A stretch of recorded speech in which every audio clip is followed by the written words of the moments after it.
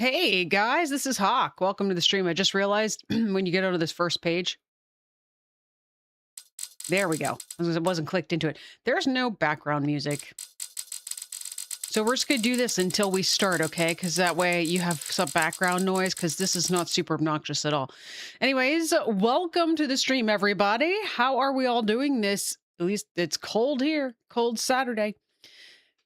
I have it posted. It's my birthday weekend, so we are going to be jumping in. We're going to be doing this game. I've been wanting to play this for a while, but I keep getting distracted by games that are big and they're out right now. Voyagers of Nera took up a bunch of my time. Yeah, Voyagers of Nera took up a bunch of my time. Into the Dead took up a bunch of my time. And I don't even remember, we were playing some Escape Simulator and such because of the fact that new release came out. I would like to start this so we can get some background music going. And then we will talk about... Okay, well, we can pause here. We'll pause here and we will read the description of the game because we at least have audio now.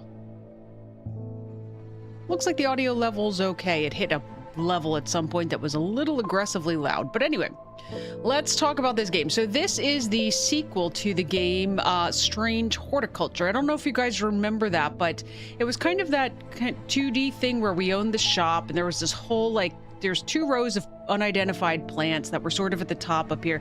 The people would come in over here to the shop. And we had a whole drawer of things down here. We had to identify the plants. We had to label them, hand them out as people requested. And there was like 8 different endings. And somehow out of that, we managed to get a bad one, which blew my mind. That, you know, there's 8 options and that feels like par for the course lately, though, because to be honest, we just did Into the Dead and, you know, we had all of those options and now the music stopped. I'm just going to say that. Oh, there it came again. All right. So anyways, let's get into this and we will talk about this one. Oh, no. Well, let's read the description really quickly. From Steam, become this custodian of a store dealing in occult antiquities. Explore the quaint and gloomy town of Undermere, which, if you remember correctly, Undermere is where we were in Strange Horticulture. Where strange goings-on and dark mysteries abound. Find and identify arcane artifacts. Use your collection to aid the townsfolk with their unusual problems. And remember, pet your cat. Got that, guys? I don't know if this is still, his name was Helibor when we played in Strange... I had to think hard there for a second. When we played in Strange Horticulture. I don't know if it's the same cat. I don't think so. It looks different. Helibor was a black cat in Strange Horticulture. And this one, at least according to the thumbnail, was brown with some darker brown stripes. All right. As Thaumaturge's apprentice, I have no idea if I'm pronouncing that right either. I just made that up on the spot. There is a lot to learn. Every object must be treated with care, and it is important to identify the harmful from the harmless, the potent from the mild. It was only supposed to be a temporary arrangement when Eli left the shop, Strange Antiquities, in my hands. None of us knew that by then the pendulum was already swinging with a terrible certainty that could not be stopped. Okay, hang on, that is noisy for everyone, including me. I turned it down for you guys. It's still deafening my ears. The ravens were an omen. A circling unkindness of black wings and cheerless cries that seemed even then to signal the start of a rising dread. Okay, ravens. Ravens, stop. Phew. Yeah, very loud. Hey, I turned them down for you. I was the one that was still having them cawing in my ears. All right. I just want to make sure we've got the levels. I had already adjusted the sound levels.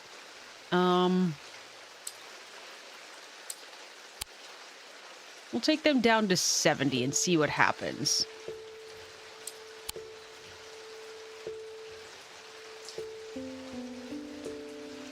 All right, there we go. We're gonna try that and see how it goes. All right. So this one's slightly different.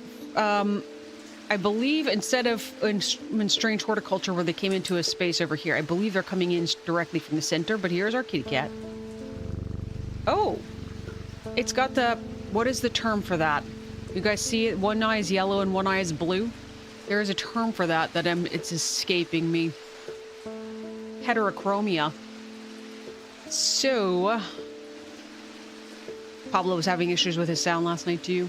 Yeah, these things happen. All right, so we did start out with Strange Horticulture. We started out with a certain number of plants on our shelf already. These are all unidentified. This eyeball is following my cursor. All right. Let's go ahead, I guess, and let's see what all's around here. Okay, so here's our drawer, which we had in the last game, except that this we have to actually click on this to pull out. I have a growing fear deep within me. I cannot let it take hold.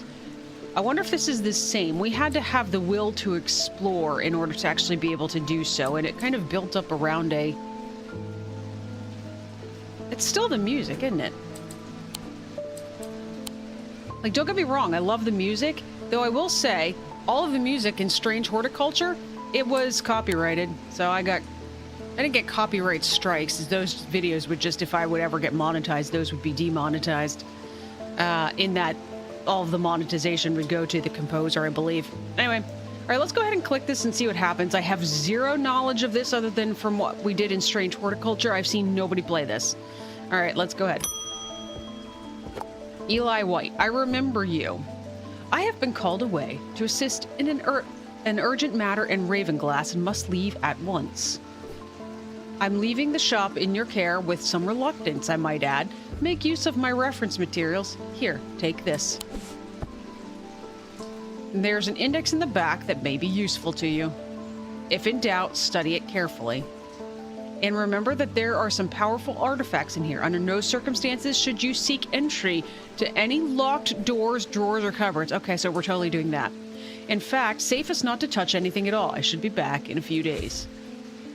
You left me in charge, dude. I'm gonna poke around at everything that's locked. All right. Oh. Oh.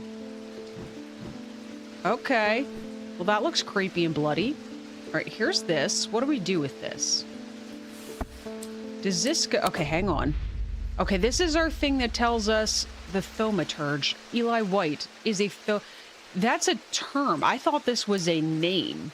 A collector and curator of powerful objects. Okay. All right, fine. Oh, and here's our cat. What's your name? Jupiter. Devourer of souls. Yes, of course. And there, like I said, the heterochromia. All right, let's back out of here. All right, so how do I put... Previously, I thought that... Maybe you don't go there? How about we just... Oh. It literally goes up on the... Okay, that's our archive. I see now. All right, do we bring somebody else in? Oh, it scared the cat when I did that. Did you see that? I'm sorry, buddy. Congratulations. Today is the day you meet the great Thomas Pope. That's me. He's definitely not egotistical at all. I'm a man of two loves, fresh mountain air and a little dog called Hamish. But I reserve some room for laughter among friends and shops with cats in them. If you would be so kind, I'm looking for a replacement for my hunter's boon. All right. We're going to right-click on items to inspect them, and we're going to try to locate the hunter's boon. Now this. Can we open this book? Inspect. Here we go. We do have a hunter's boon. A primitive item. They grant the power of the predator, enhancing perception and agility. They are made from trophies taken from slain beasts, with those from the deadliest predators being the most prized. They are simple items without embellishment. He said the index in the back would be the most useful. Can we go to the back? Do I have to just page one at a time?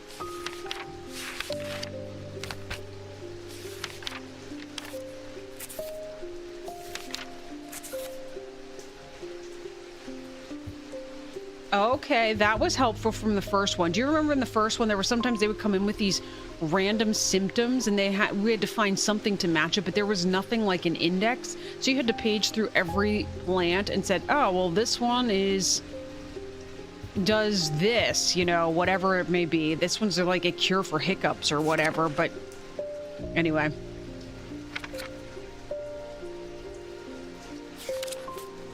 Ooh, can we write in this part? Okay. How do we put you away now? All right, there we go. All right, so we are looking for an artifact that is taken from a slain beast.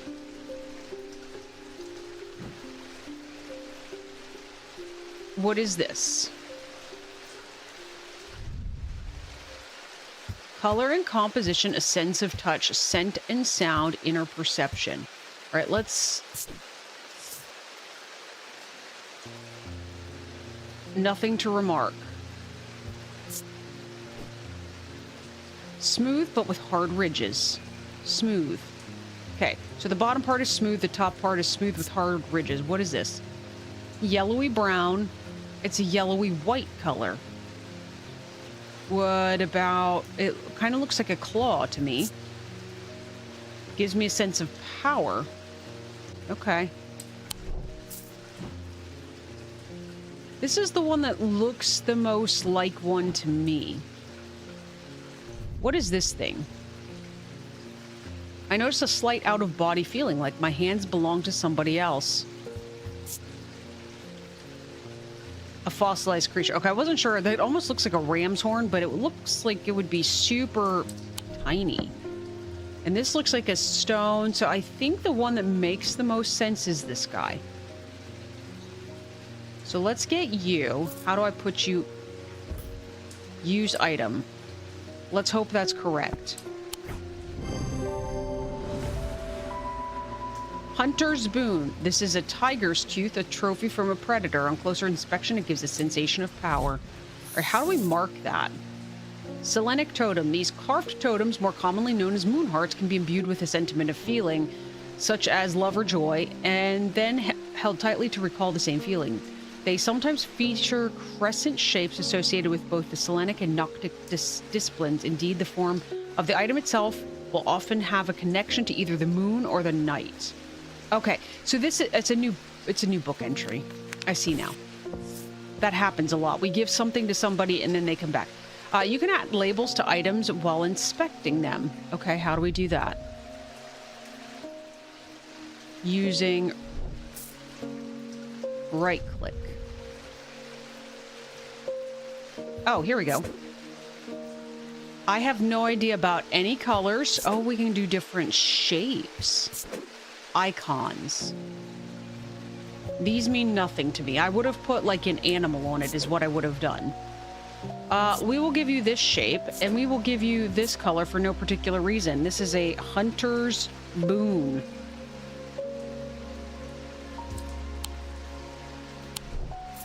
All right, you now officially have a label. Look at that. Which zooms in. That's super nice. All right. Next person, please. That music is still getting loud, isn't it?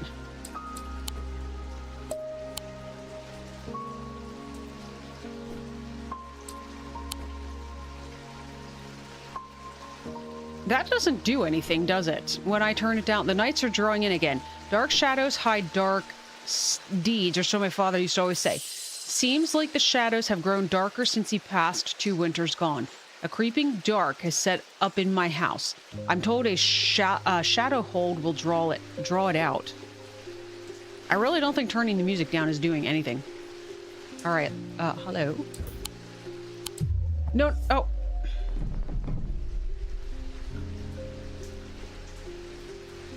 All right, well, we got bad, so I just wanted to look at the book. All right. Not loud just when they hit the higher pitch notes. All right, well, let me turn it back up a little bit.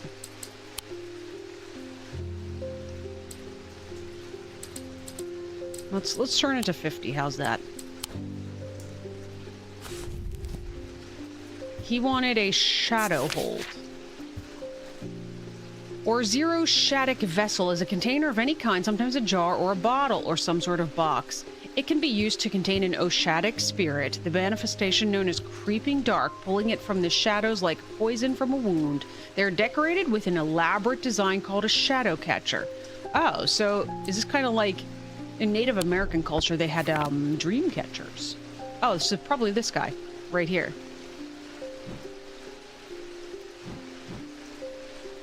Oh, hey, Dan. Welcome. Now, I'm assuming it's this thing. It's clay, but it is a jar. Hard, somewhat rough. Just pungent. Nothing to remark about my inner perception. Alright, I think it's you.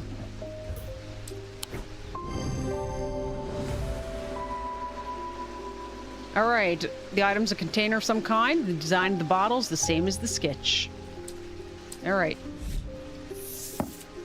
Alright, we got another book entry. I'm not gonna read these when we get them. I'm just gonna put them in the book. There is an auto-labeling option in the settings if adding labels by hand isn't your thing. I did see that. You know, let's go ahead and turn it on. And see what those look like. But let's go ahead and put a label on this guy right now. You're going to be purple for no particular... Actually, that's kind of gray, isn't it? We'll make you blue instead. You are a shadow hold.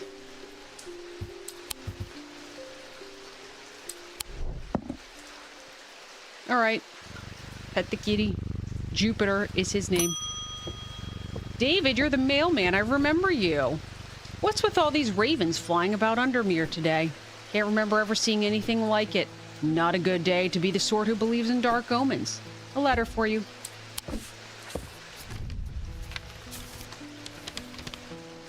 From Charlie Weathers. We discovered some papers in a hidden desk drawer in the boatyard last night. Mr. Jones almost threw them in the fire pit, but I asked to take a look at them first. That man does like to burn things. They look old. Maybe there's nothing of much use here, but I thought of you when I came across an entry on the shin. Okay. Let's just put you over there for now.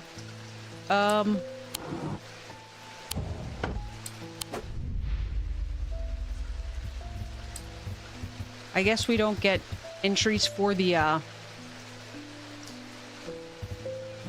Where are the entries for Thomas Pope and the mailman?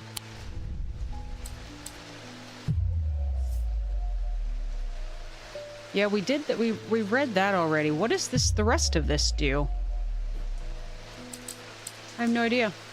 I guess they'll tell us later. Also, what is this?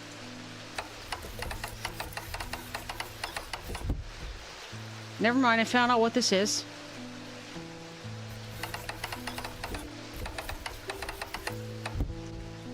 Do we have anything that fits in there?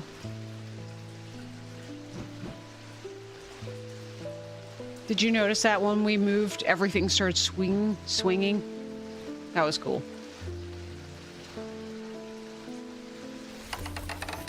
I'll just put you back down for now. All right, next person. Stanley Hume. I want an Ozic ring. Ozic. That's a pleasing word on the tongue. Okay. Ozic ring. These somewhat macabre objects were originally made as offerings to the goddess Fortune, but the practice fell out of favor as belief waned. They are hard to come across now, but they are occasionally sought for their ability to keep vermin at bay. Some say they can hear Fortune's unearthly hiss when they hold an Ozic ring up to their ear. She's a serpent goddess. Okay.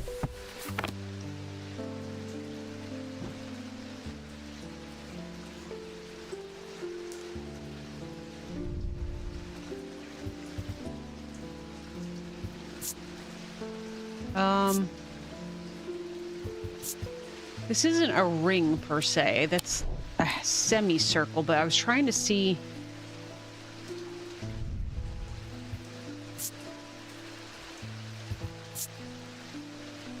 Raised detailing, nothing about the sentence sound, nothing about... This is made of bones. Has some evil quality to it. I do not like to hold it. Ah!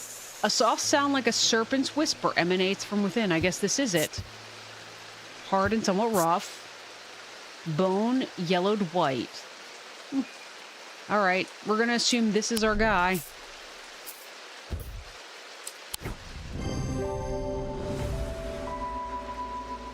Made of bone. This item satisfies the description macabre. Closer inspection. I didn't even think about that, said macabre. Closer inspection confirms that a hissing noise can indeed be heard. All right, we got another book entry. All right. Edmund Bishop. The behavior of these ravens is disturbing, to say the least. As a rule, they only come together to feed. Ravens are omnivores, carrion eaters mostly, but they'll take anything they can get in their talons into, and they'll kill if necessary. I didn't plan on dropping in today, but there's something happening out there, and I'd like to know what. A voice of Sir Nunos might help put me at ease, or it might do the opposite. Voice of Sir Nunos. The name Voice of Sir Nunos is used to reference any bronze torque that has certain imbued properties. We saw some stuff that was bronze. With skill, such an item can be used to read the patterns of nature that are otherwise hidden to us. Sir Nunos is a pagan god of the forest and nature, typically depicted as a man with the antlers of a stag and often wearing or holding a torque. Okay, there's nothing on the rest of the pages. It was this thing, wasn't it? Bronze.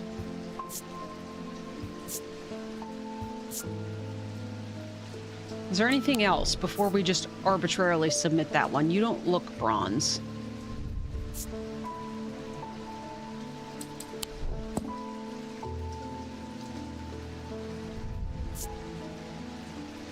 This just says it's cool to the touch. What about you? You're also bronze. With braised detailing. My heart feels lighter. That wasn't one of the things, was it?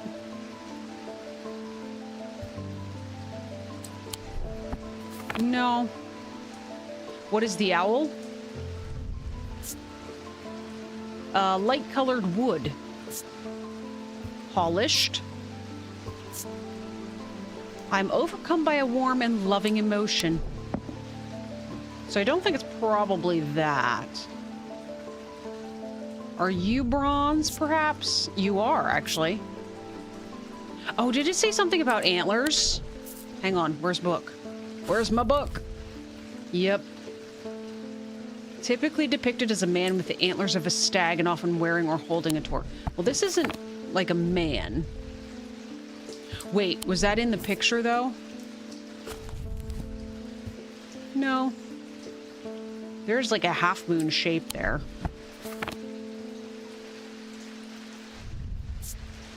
That's just textured. You are a goat. You don't make any sense. But that one is rough in case we're ever needing that. I'm going to try this one. No. Okay. I messed up, guys. I messed up.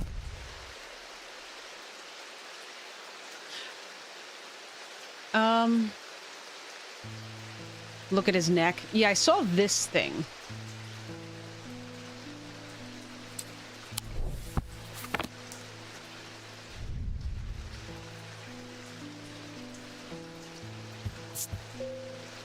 Oh, this does say it's bronze. I thought we looked at this before. I guess not. Okay. Good call, Dan. Because I would have gone to this thing next. Alright, a similar looking item appears in the sketch. I had looked at his neck, but the, like I said, it was one of those things that I was immediately thinking those medallions. Because for some reason I thought this just said it was like textured or something like that. Alright, we got a new book entry.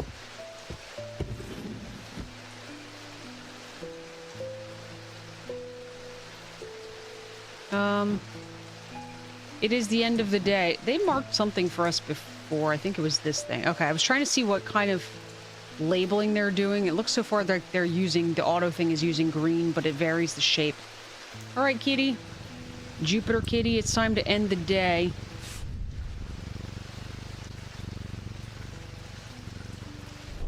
I don't know what to do with this.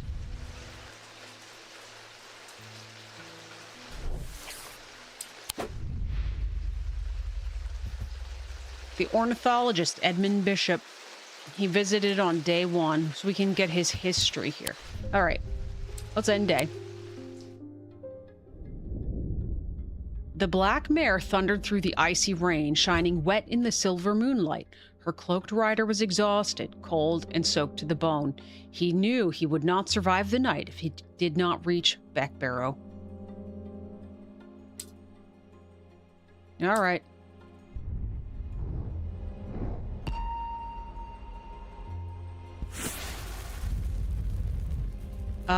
I'm moving the mouse cursor now. It told me where to put the mouse cursor because of the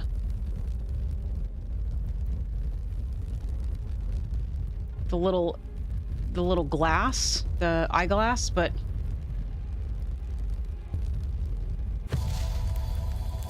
that was weird. An escaped prisoner ran northwest. He hid me in the first building he came to. Okay, these normally give us directions for a map. Hey, look, we've got our board now. Can we go?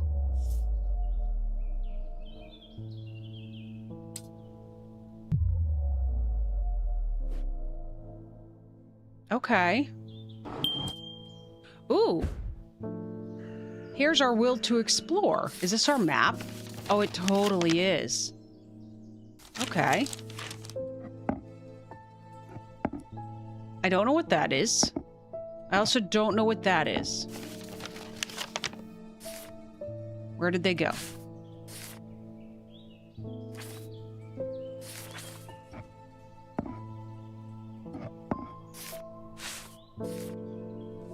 There's more drawers over here.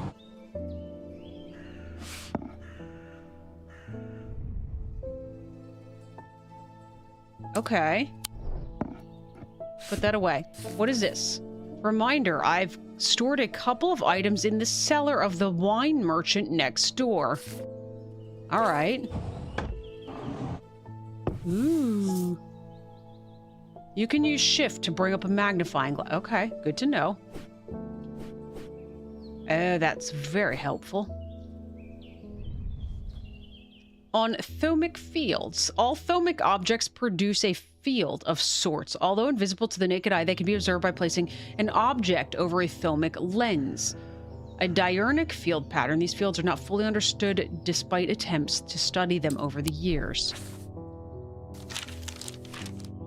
I'm assuming one of these is a Thomic and the other one is the... All right. An escaped prisoner ran northwest. He hid me in the first building he came to. Ran northwest from where?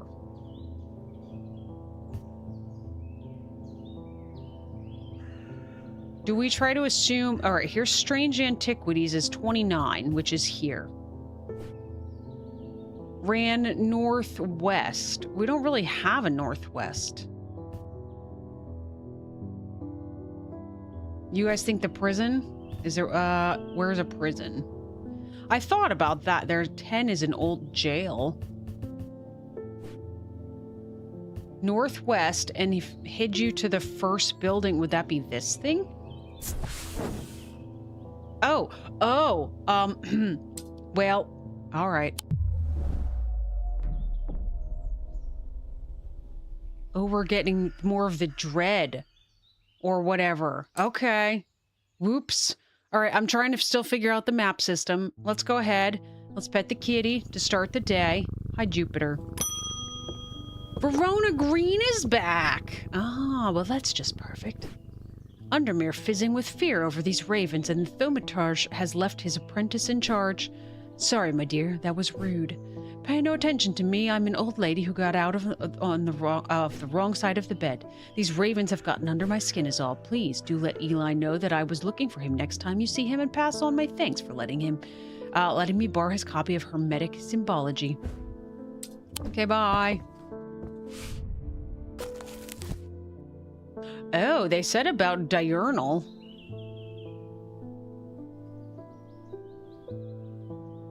And Noctic. Okay. There are 3 branches of thaumaturgy. Each of these is split into 2 disciplines represented by the following tools: Selenic, Dradic, Mintic, and Wixic. Oh. Oh. Ew. Why? Why?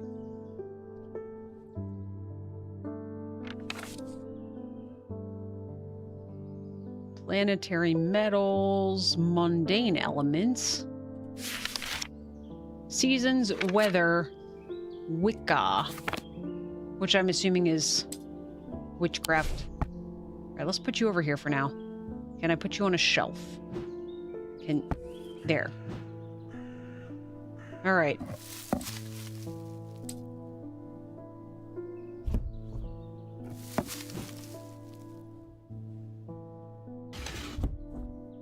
Ooh, guys, look. Oh, that'll be fun. Okay. First customer of the day, Tess Sherwood. I feel paralyzed. I have no job, no partner, no friends, no prospects. I heard a horned shackle might be the answer. A horned shackle. That sounds very... Would that be you, perhaps? You're not a shackle, necessarily. Like, I'm thinking handcuff when I think that. Oh, well, to be fair, we probably should look it up in the book first. That looks more like a bull. Horn shackles are used to bring about change in one's life, bestowing the ability to overcome personal demons. In use, the horns are rubbed between one's fingers, causing them to become worn smooth over the years. They can be worn as pendants, but are more commonly totems of some kind. Oh, this is just an example, though. Is there anything else that even matches that even kinda, sorta? Maybe. Brown fabric. Bone, cheap metal, probably pewter. Nothing to remark. Nothing to remark. Hard and somewhat rough. Okay, well that is probably not correct then, because this should be worn smooth after years of use, right? Let's look at you. Rigid. Smooth. So these horns are smooth. Anything else?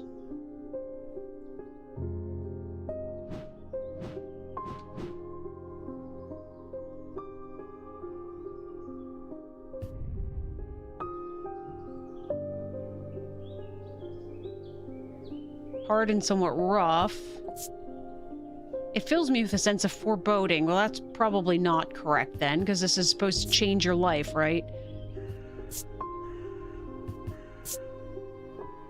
I thought at first it was bone, but it is in fact clay, painted to look like bone.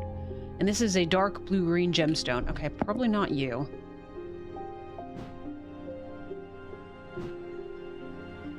This thing looks creepy, by the way. Looks like it's got blood on it. It's not rust, it's blood. Okay, well, I was correct, in fact, then. All right, we're gonna go with you. Oh, gosh. Guys, I'm bad at this game as compared to Strange Horticulture. I was doing well in that game. Oh, we do have the ability to explore again, apparently. All right, so you guys wanted to go from the prison. It said that we... Where did it... Here. He hid me in the first building he came to. Are these not buildings?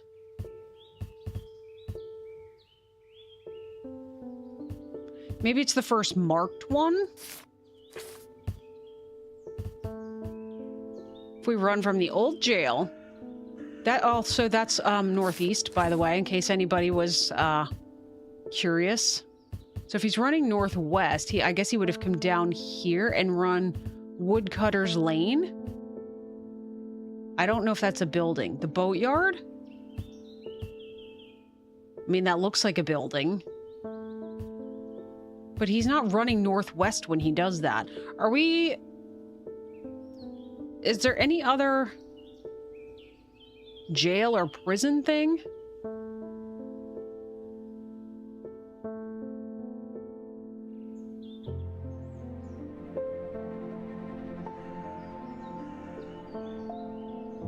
I think that's it as far as prisons go.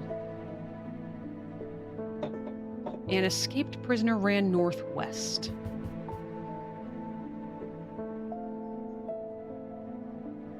Or do we think that they can cut just directly through? Because if he cuts directly through, I guess, like between the buildings? If he cut through the buildings, it's be one of these two? Anybody have any suggestions? Because if not, I'm totally gonna pick one of these and we're probably gonna get more, Oh, also, I've stored a couple items in the cellar of the wine merchant next door. Hang on. We could always go here as well. Let's put this back down here for the moment. Where are we again? We're down here. Strange Antiquities. Okay, I'm getting the weird audio thing again. 1 second. I know how to fix it now. All right. How's your audio, everybody? I fixed mine. Is any of these a wine merchant? Your audio is fine? Okay, perfect. We're gonna go with this one.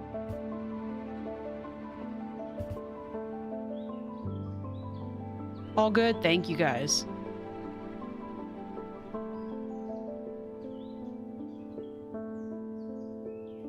Thought I had something's popped out at the corner of my eye. All right, let's try this one.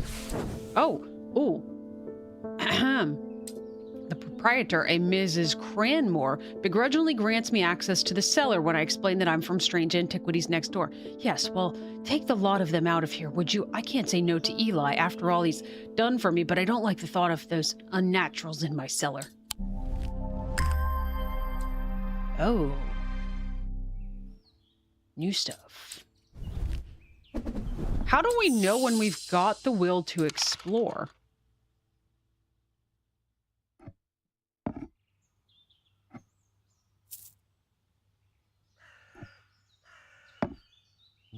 Okay. You're still looking for a horned shackle, which I still haven't found.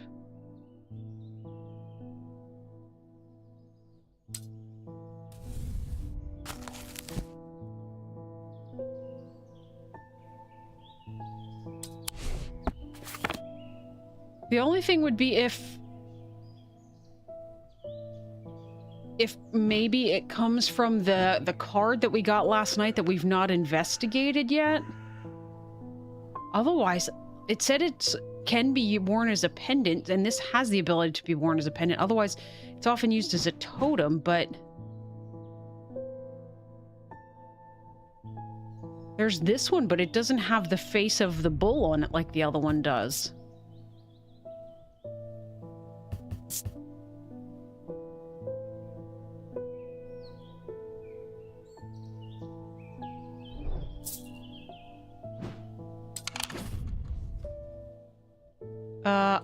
I could have archived this. We need to archive that.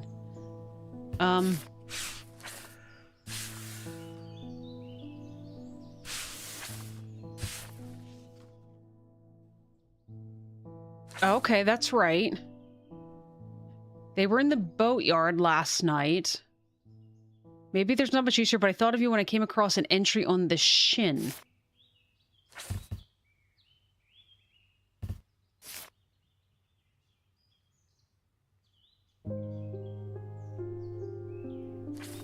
There's nothing here called the shin. I mean, we could go to the boatyard, but that's seems to be where they've just found the book pages, not necessarily the, Alright, let's just try one of these. And hopefully this doesn't go wrong. I'm gonna try this one. So he ran northwest. Maybe he ran behind the jail and he went here. Hey guys, look, it was good. The dilapidated warehouse is dark and imposing, and the struggling flame of my lantern does little to pierce its depths. I slowly search through its contents with a sense of despair, wondering if I'm even in the right place at all, when suddenly unexpectedly I uncover something of value. More relieved than elated, I take the trinket back to the shop for further study and a warm drink. That is not at all what we were looking for. So, I mean, that's cool and everything, but that's not what we need for this chick. All right, guys. We've determined it's not this one. I guess we're going this one. Because I'm not sure what else to try at this moment. They shouldn't make you be going to so many places right away, normally.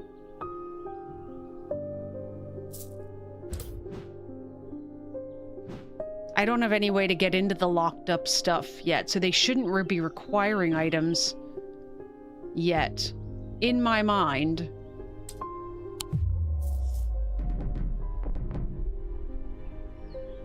Oh, guys, we're soon at the red. You see that? We're here. So it started up here in the green, and then it went down, and now it went... Okay, so we're still wrong.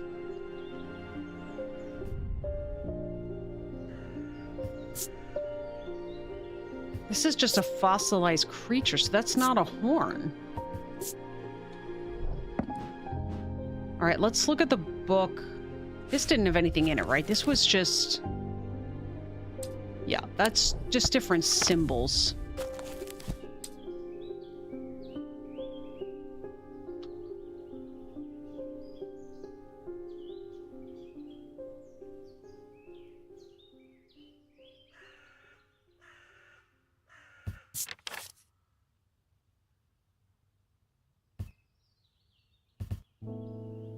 Horn shackle subject demon. Eyeball?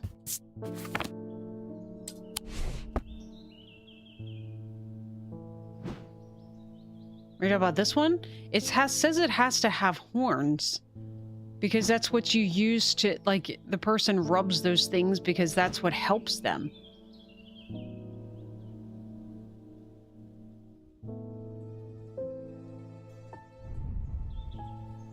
Could it be you? Maybe I'm overthinking this? Pointy, textured. Nothing to remark about the scent and sound.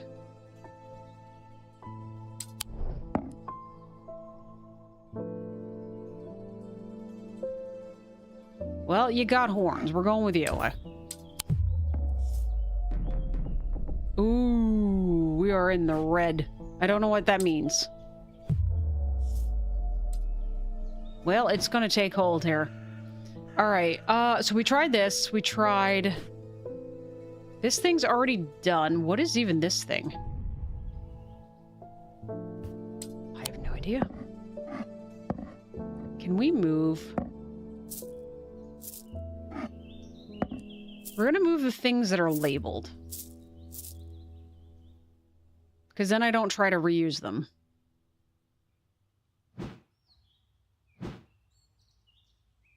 Not the owl.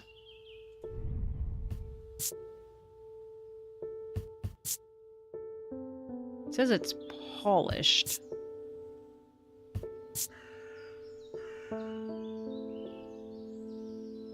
Maybe. It does say I'm overcome by a warm, loving emotion. Alright, Anne, this is Anne's pick. Ooh, we hit the bottom. A deep fear has taken root. I must break the hold it has over me. If I remember correctly, this is a, it's just a puzzle of some sort. Click a segment of the seal and bank the dice to break it.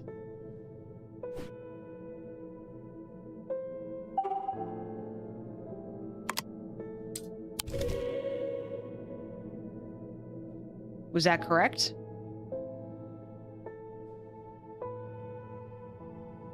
Oh, we gotta roll again. Okay.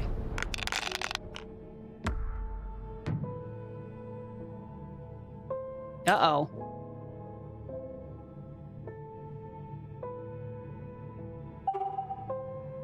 Can I not click this one? Because I've got a snake.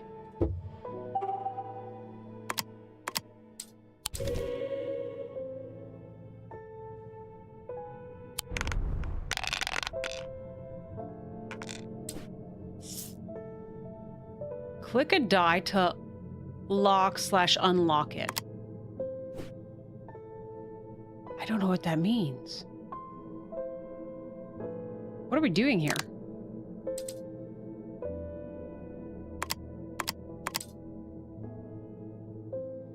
Why do I want these locked?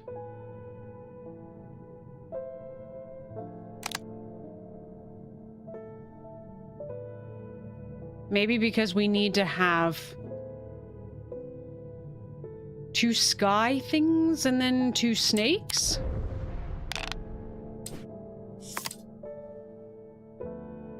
Stars can be any... Okay, there we go. That makes more sense now. I need a snake. Give me a snake. Uh-oh. Stop giving me crossbones.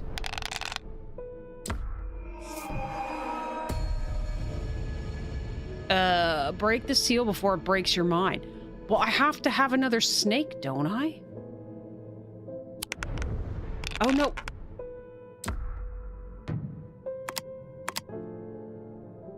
Stars can be any matching symbols, so it said.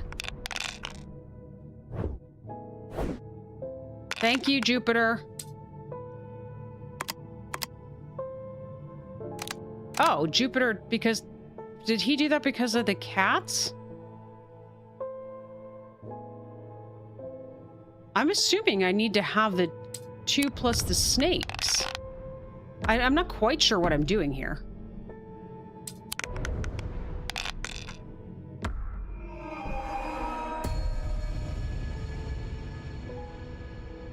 Let's double check. The goal is to break the seal. Match dice to a section of the seal to break it.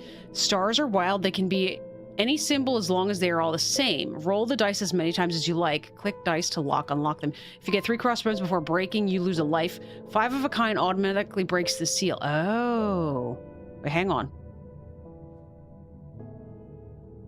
Yeah. They have 2 cats.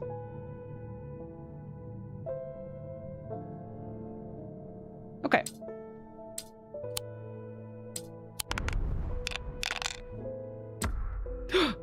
Yay! Wait, how do I... Here. Bank. Oh, I could have banked them into their mate. Is that... Okay, hang on. I think I figured it out now that we're done.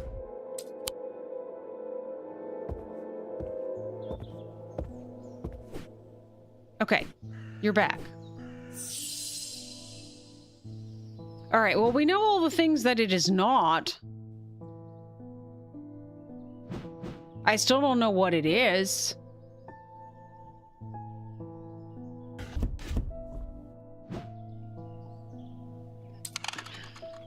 Okay, let's look.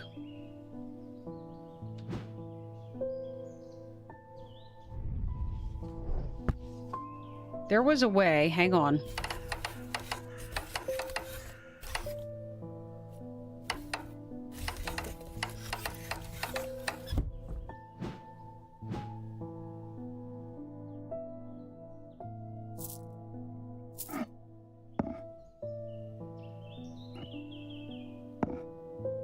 Again, moving all the things that are labeled out of the way, so I know that what we're working with.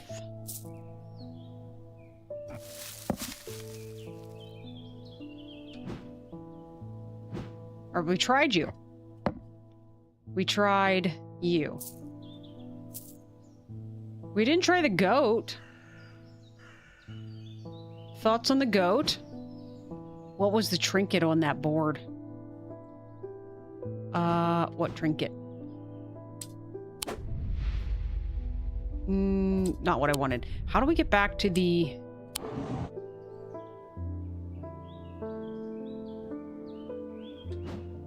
Oh, here it is. Okay. You're done. You can go in there.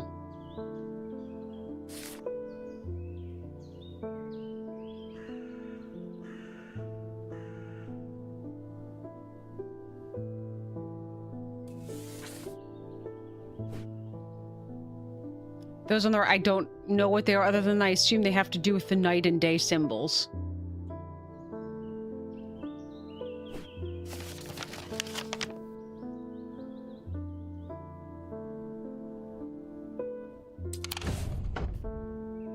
All right, let's go to the boatyard. 8. The boatyard is number 8. Oh. The yard has seen better days. A mess of broken and rotten timbers covers most of the outdoor space that isn't taken up by upturned boats, slowly being claimed by the weeds. In the middle of all this, a man looks up from repairing a small rowing boat. You must be from Strange Antiquities, he says with a smile. He takes me to the dilapidated office where two metal buckets collect drips of brown water, and a thin window pane rattles with every footstep. He pulls a sheaf of browned papers out of a desk drawer and places them gently in my hands. That sounds like just paper. Yeah. So this doesn't help. Apparently, as an afterthought and somewhat reluctantly, the man gives something else as I'm leaving. I've no use for it, he says. Don't even know what it's for.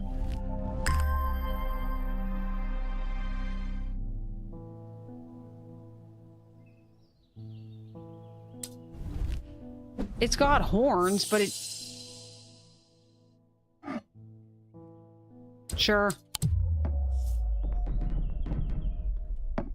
I really wish I had any idea why this is... We tried the goat, right? Yeah, we tried the goat.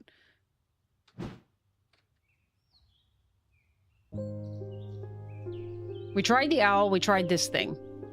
We're seriously... What do we have left that actually has horns on it?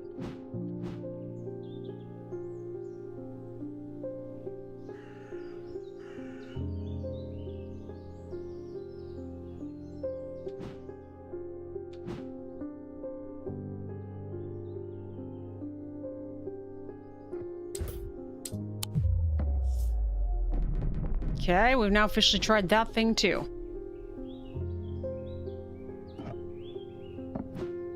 Alright, we tried you. We tried... I don't think we tried that thing.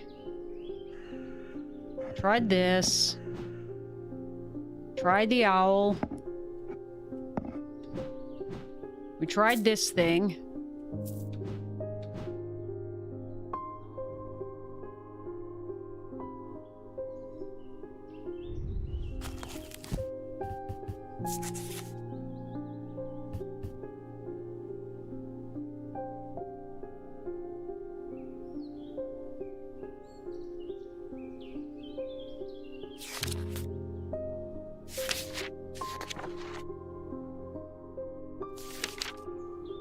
Guys, I have no idea.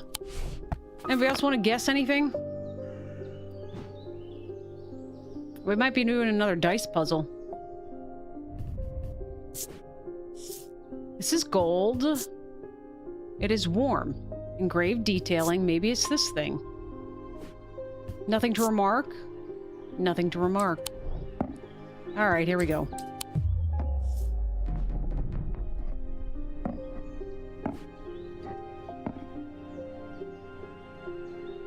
Guys, nothing else has horns. What the heck?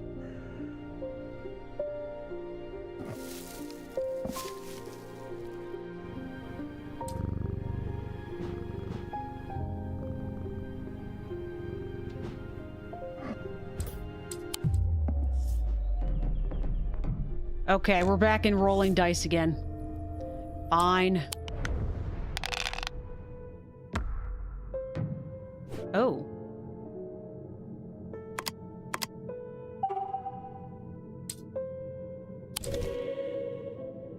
Okay, we've unlocked that one. Let's roll again.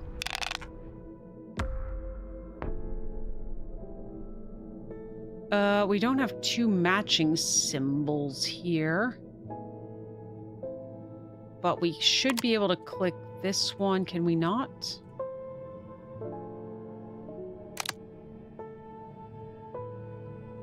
Sure.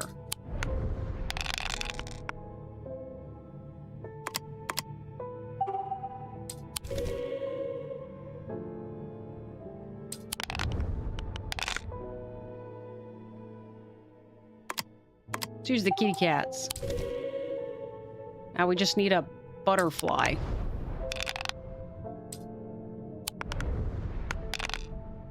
Here we go. Well, that was much better this time around, now that I understand what I'm doing. Alright.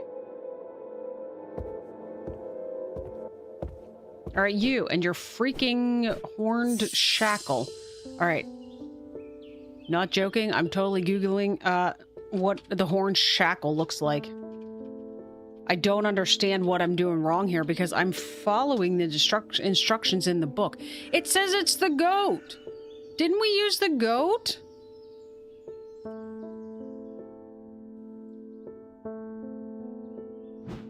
It's saying it's this. I thought we tried this. Guys, we didn't try that.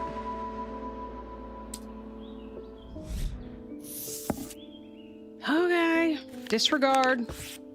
Try the necklace on the left. Okay, we've got to do a better job, apparently, keeping a track of what we actually have tried. All right, let's pull this other stuff down out of here.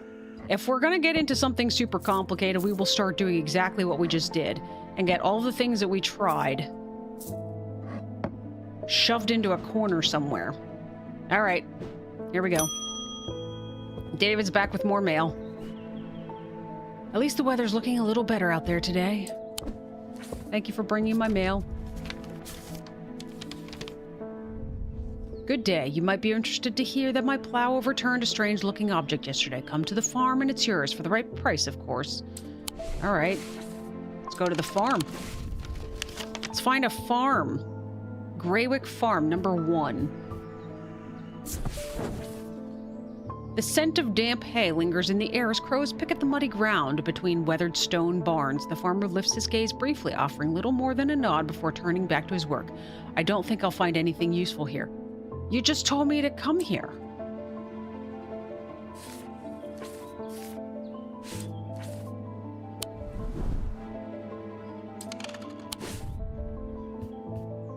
Was it the thing next to the farm? Oh, there's another farm. Which farm was it? You can be archived. Because apparently you are done.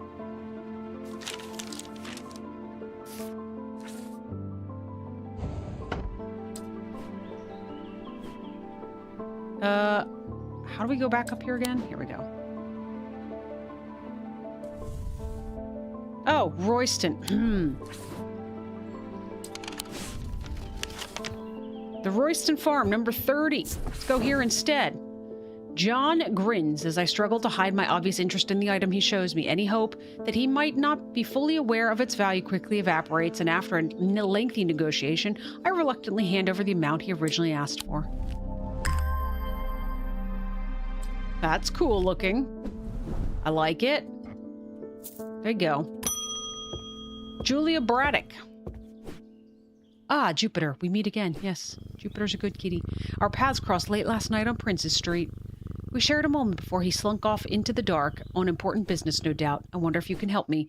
I'm visiting my granddaughter later and wanted to bring her something. She lives all alone on the edge of town, out on Clanbrook Road, and I don't always manage to get out there as often as I'd like. I thought maybe a moon heart would bring some comfort.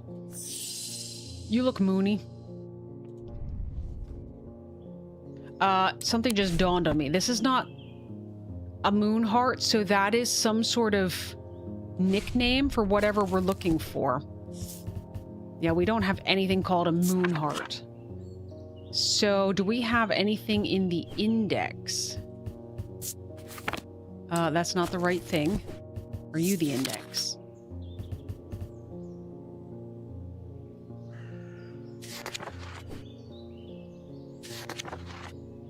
Moon heart, Selenic totem. These carved totems, more commonly known as moon hearts, can be imbued with sentiment or feelings such as love or joy, and then held tightly to recall the same oh, right. That's we got this book thing at the beginning. So it looks like this tree? Because I have... Okay, here we go. Wait, seriously?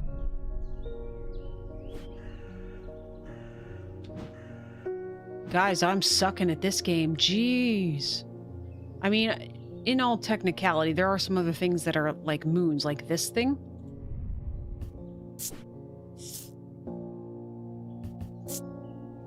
I did not actually do anything specifically to check it. It just looked right. They sometimes feature crescent shapes associated with Selenic and Noctic disciplines. Indeed, the form of the item itself will often have a connection to either the moon or the night. Okay.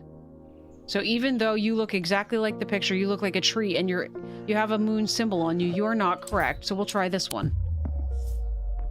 Okay. This is getting out of hand now. I'm just saying.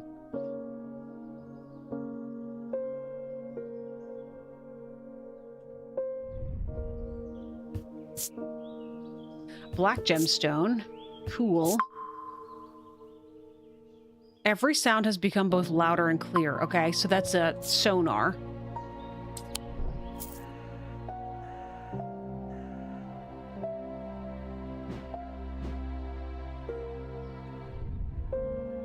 Okay, let's check this. Noctic, of the night, diurnic of the day. So it's this...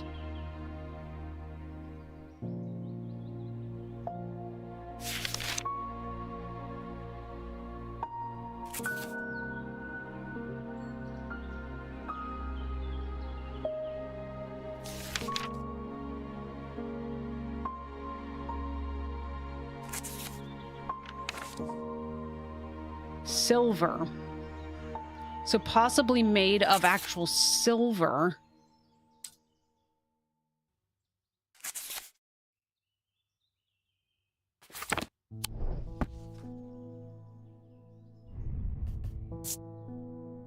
This is made of stone.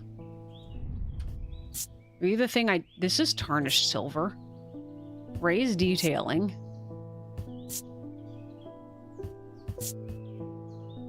I wouldn't necessarily see this, though, and think... Okay, before we get too far... Sorry, there's barking going on behind me. We've tried this one. We've tried this one. This thing is creepy, but I guess I should bring it closer since we haven't done anything with it yet.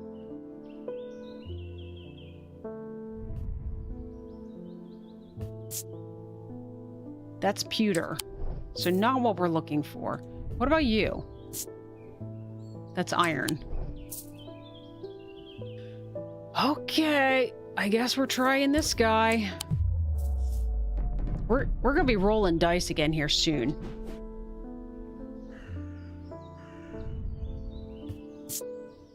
This is gold. Like this, why is this so complicated? I feel like this should not be this complicated. That's stone, that is gold.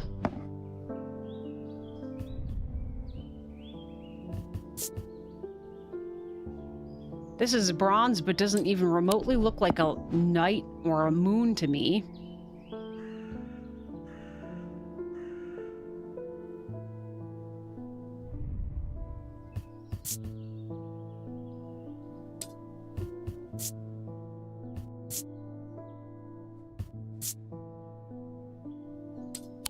We're gonna try the owl.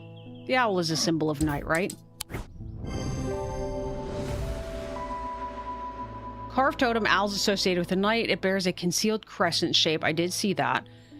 Using the closer inspect tool tells me it imparts a feeling of joy. Okay. They do not make it simple, do they? Alright, here we go. We'll put you over there. I would like to label everything before we get anything else in the shop, but that never happens. Daisy Winters! Friend of mine, or former friend, I should say, has been stealing jewelry from me. Keep going. These 3 necklaces have gone missing over the past few weeks, including one that was a gift from my late grandmother. Do you have a suitable pendant that I could leave lying out for her to find that will teach her a lesson and make sure it never happens again? Oh, guys. We have a choice. There are no wrong answers, but my decision will no doubt affect the events in motion outside my shop. A binding seed or a Zia. All right, let's go and find these things. These items are made of 2 distinct materials representing the mentic and the wixic, the mind and the body. The winding path, the mind, is described by a spiral encompassing the body, the seed. Okay. The binding seed is a form of punishment that amplifies feelings of guilt and shame. Okay. And the Zia, Worn about the neck to place them closer to the heart, these innocent-looking items instill a sense of fear or paranoia. They can be difficult to remove. Zias are made of any single material except wood or clay. They typically have no symbol or other writings upon their surface. Well, that sounds bad. Like, guilt I'm okay with, but giving her a sense of fear, not letting her be able to remove it, sounds like a bad idea to me. I think we look for this.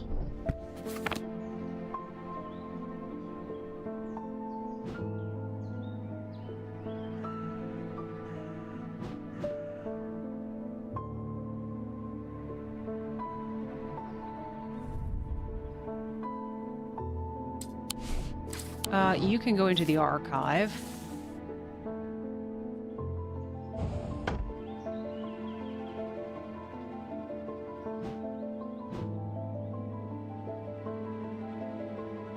So it said winding like a maze.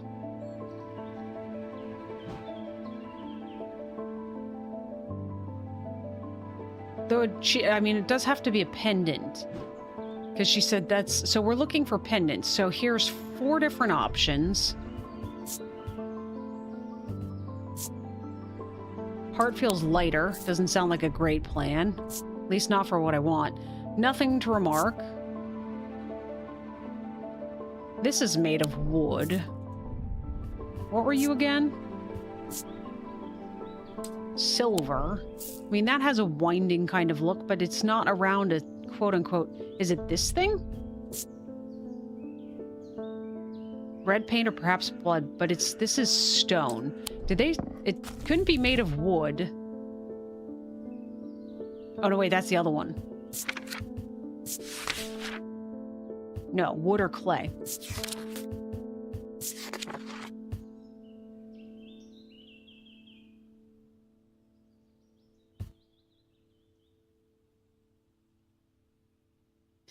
The yew labyrinth at Castle Morgan, a larger-than-life binding seed. Okay. Mentic and Wixic.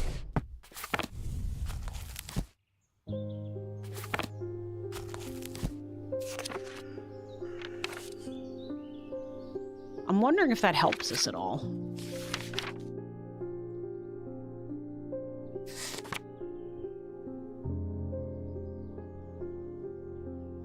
Not really.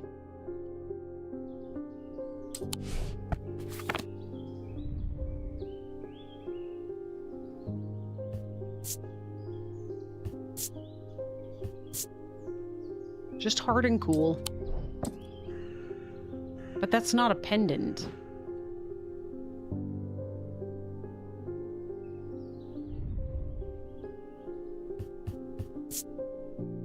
Nothing to remark about the perception or the scent and sound. Raised detailing. Bronze.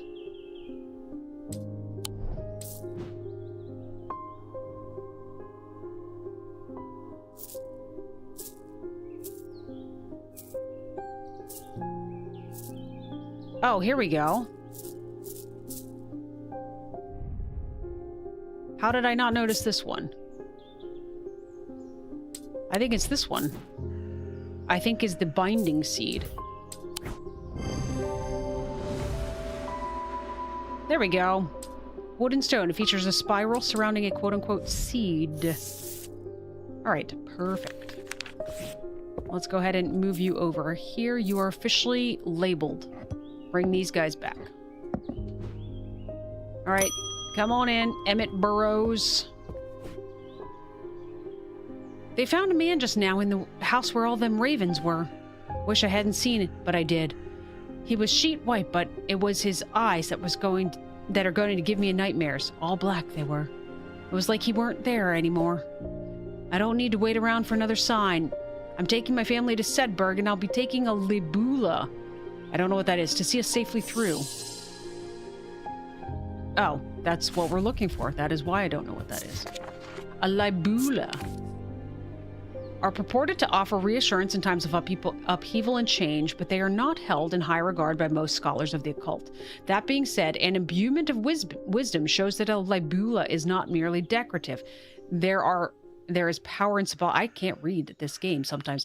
There is power in symbology, as the old thaumaturges know well. So does it look like this? An imbuement of wisdom. What does wisdom look like? It looks like a crown. Like you. Guys, we got one on the first try! Yay. Good. The day's over, because I was afraid... I think that you have to restart the day if you have to roll the dice. So I'm glad we got through that day. Alright. A deep pain radiated down the side of the rider's head where he had sliced himself with a diverging hook, and his thoughts were scattered and torn. He could not see out of his left eye. That day was a struggle. Jeez.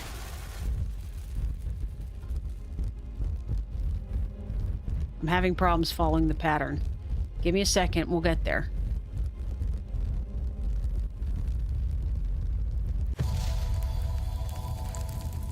Looks like a key. Oh, we've run into these before. Do you remember these, Anne? We had a heck of a time with that once upon a time. All right, let's get this out. We're looking for this shape.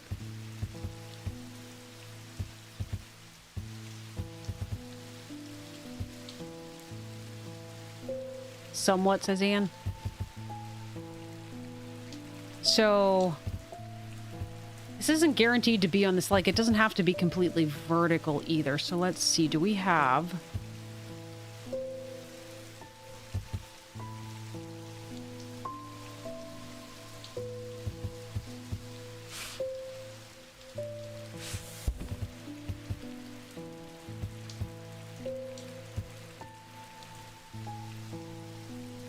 Come on, it has to be around here somewhere.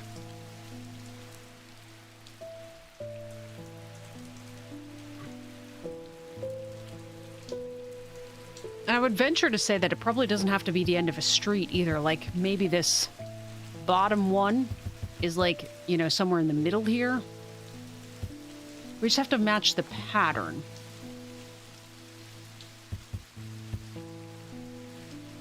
Here. Here. This is upside down. So it's... so that's... this part right here is right here. And then it points this direction. But they want us to go... hang on. So this winding piece right here is this piece. They want us to go to this building, which is... I think this one right here. So we actually want to go to this tile. There is a narrow gap between the two houses, and I spy a small wooden chest wedged firmly inside. Slowly I manage to work it loose, and when it finally comes free, it shoots out onto the hard ground and snaps open, revealing its long-hidden treasures. Ooh, pretty. This looks like a memory from the Harry Potter game. It's, what do they call the wispy things that you put into a bottle that if you don't want to use it, like if you don't want them to be seen in the pensive? Francesca Robertson, what would you like? You got a scar on your face. Good afternoon. No, morning. Sorry, I'm a little distracted. I'm Francesca Robertson, a doctor of sorts. I assume you heard about Mr. Hungerford. It seems to be the talk of the town already. I'm used to dealing with maladies of an occult nature, but black eyes are certainly unusual. They're unusual? Why? I've heard of something like this before, but I don't know how it could be the same thing. Either way, I'm hopeful an evocant will have some effect. All right. Hello, kitty. We didn't pet you to start the day. Oh, we weigh it. These stone items weigh the same as a man's heart, according to popular myth. The truth is a little less dramatic, but the weight of these items is nevertheless important, and should not stray more than a hair from precisely 1 pound. They are placed on the chest of those in a coma to draw them out. Guys, we get to weigh things today. We need the little 1 pound. All right. What about you? No. They didn't give us any information other than the weight, did they?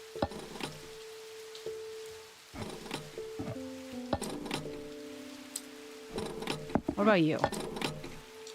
Not even close. No.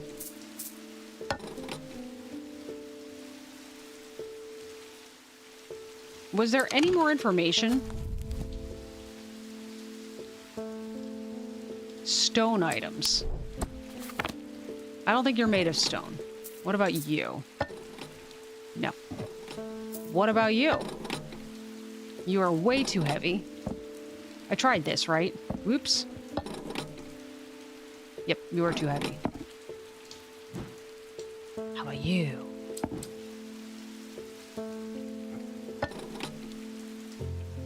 Ooh, guys, we found a culprit. Anything else? You look stone.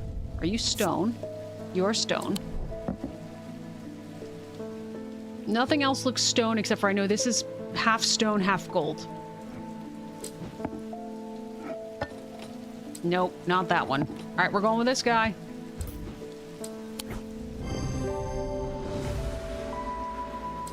Weighing the item in my scale shows it's exactly 1 pound. Yep. Oh gosh, we got more pages. Hello, kitty. Temperance Parker, we've not met you yet. I had a quiet chat with Edmund Bishop in the Guilty Ram last night. He's always got an interesting story to tell, but last night he was different. I can tell he's worried, which has got me worried too. I know it's not much, but I'd like a shield charm all the same. What's a shield charm? Protego? Shield charm. Generic charms of protection have little to offer the skilled thaumaturge, but can have some small effect. An Oshadic spirit or a wandering shroud will not abide by them, for example. Such charms make use of the art of symbology, an ancient and some would say primitive component of thaumaturgy. They can be made from a variety of materials, though rarely precious metals. Okay. What do they call precious metals? Like, I think precious metals, I think silver and gold. Like, we've got some bronze here. I don't know if I'd consider that precious metals. Generic charms of protection.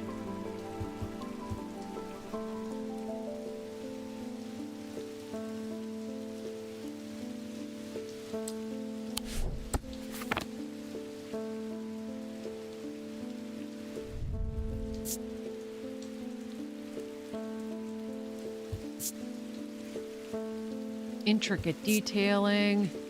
Nothing to remark about the scent and sound. So its composition is iron, and there's a green marble in the middle. Iron is not something I would call a precious metal. Oh, you officially have a name. Now you can go over here to the side. As a matter of fact, we'll just keep you up here. Everything up there is labeled.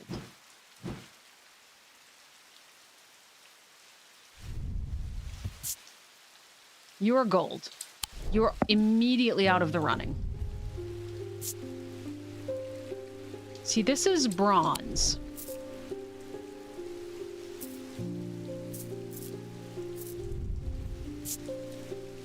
Wood and bronze and a dark green gemstone. So I'm not sure what we're supposed to be looking for based on this. Charms, oh, protection.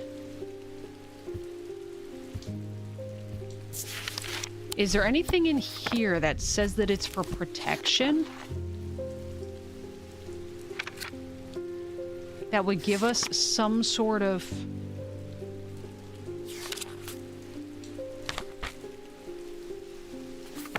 No.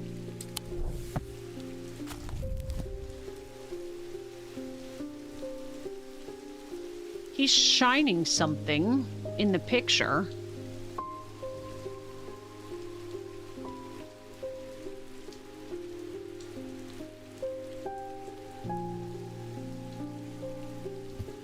An Oshadic spirit or a wandering shroud will not abide by them. I don't know what either of those are. Oshadic spirit.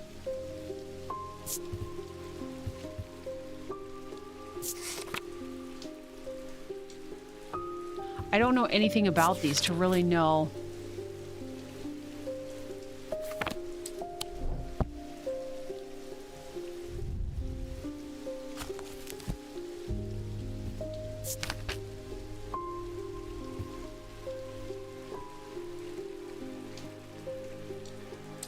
Just generic charms of protection. That's made of iron. I think you were made of silver, so you don't count. Great. Possibly you. You're made of bronze. You're a possibility. You were made of wood and bronze. You're a possibility. Whoops. Just want to move you. Right, you're gold. You don't count. So anything on this shelf's a possibility. What about you? What are you made out of? Gold? Nope. You're out of the running. That's stone. This is wood, if I remember correctly. Oh, clay. You are made of clay.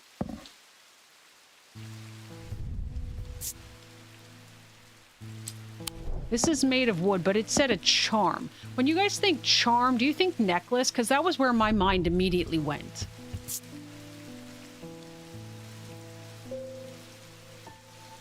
What does that mean? That's symbol. We should look that up.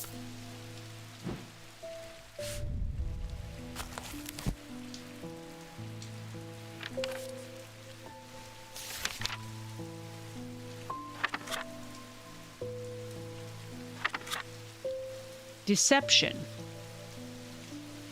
That was what that was, right? No. This is two interlocking squares. I don't know what I was thinking. Protection. Protection. Guys, is that it? Protection. Guys, we found it. Ah, we're learning.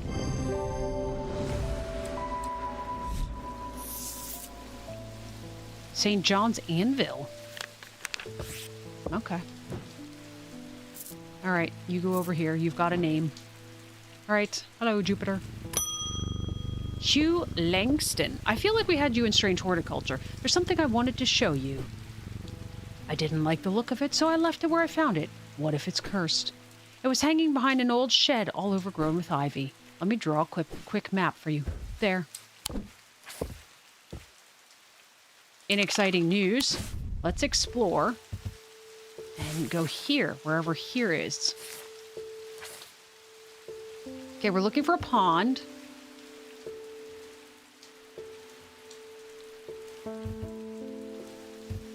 Pond.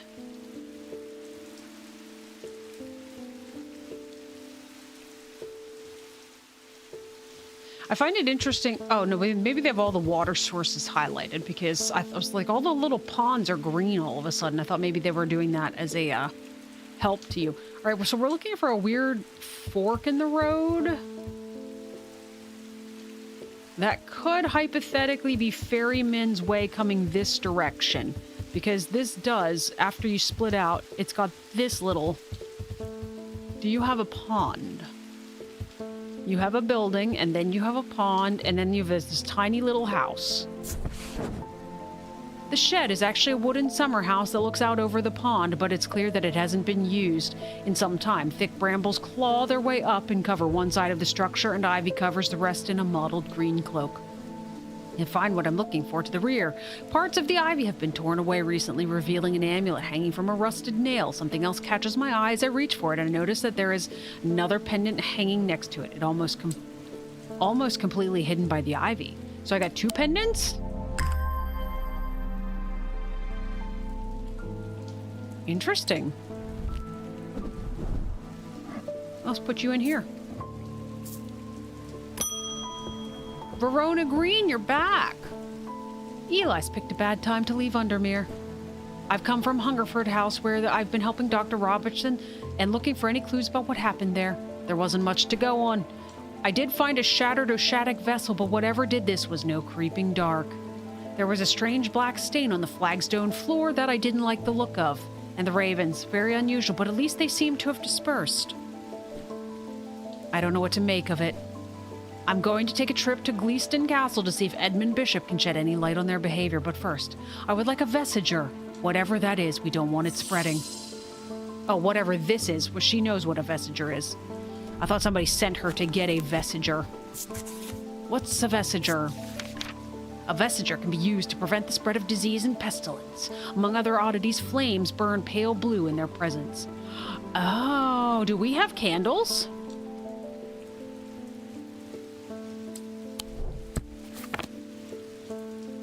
We've got candles. So, like, if we find something and we bring it close to the candles, it should make the candles burn blue, yeah? Guys. Guys. Guys. Look!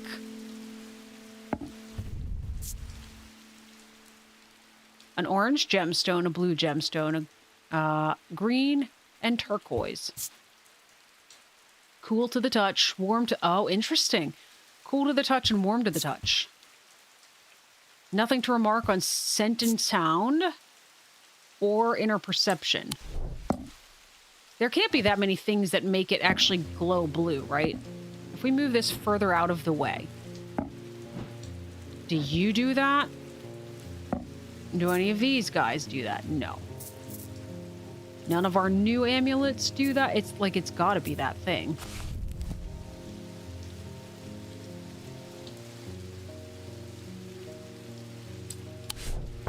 All right, that's what we're giving you. Here you go. Church. Do you think, based on what she said, do you think we should go to the church? Is that what you're saying, Tara? I wondered that myself.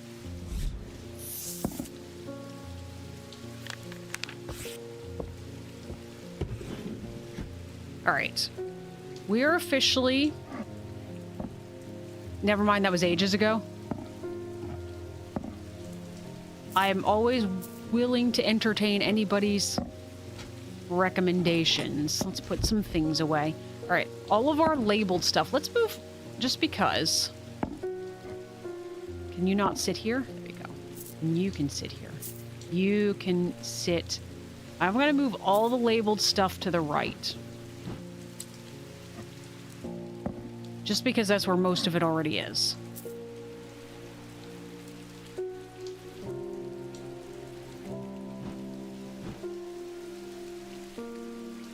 Cool.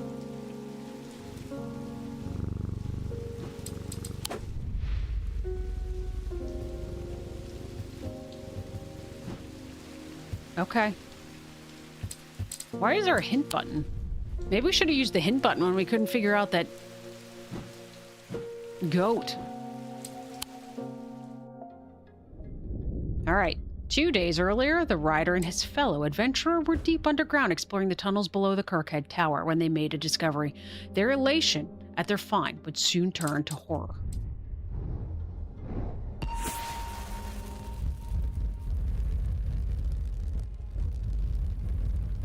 I don't like this as much. In the last game, they just gave you the card. Like, there was cinematic music and it would just unveil a card. After a disagreement between two houses, I was buried behind lock and key. Lock spelled L-O-C-K-E.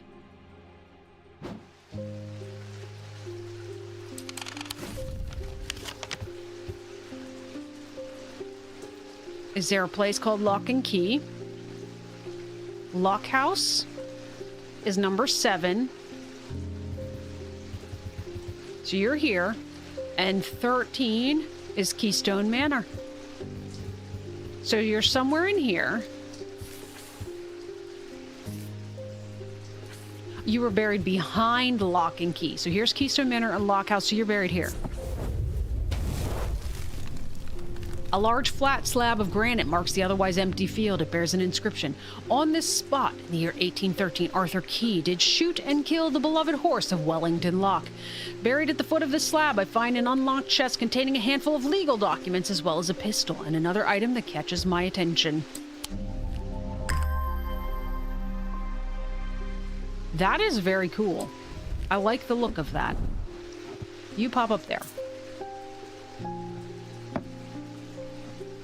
Try to migrate most of our existing items over here because I'm putting all the labeled stuff over there. That at least gives us a little bit of room when we're trying to figure out what we have and have not actually interacted with yet as far as chosen. We at least have a little bit of room to try to make sure we've documented what we have and have not tried. Good morning, Jupiter. Eli White. Are you not the proprietor of the shop? Well, the shop's still standing. You are. That's something. Say, say what you will about Undermere, but this town is never quiet for long. I leave for a few days and suddenly everyone's talking about ravens and curses. I'm going to need to find Verona to get up to speed on what's going on. At least I didn't come away from Ravenglass empty-handed. I can always rely on quiet Susan to unearth an interesting trinket or two. That's cute. It looks like a little backpack like you would have in the game Don't Starve Together. All right, put the books side by side, and we'll put you there.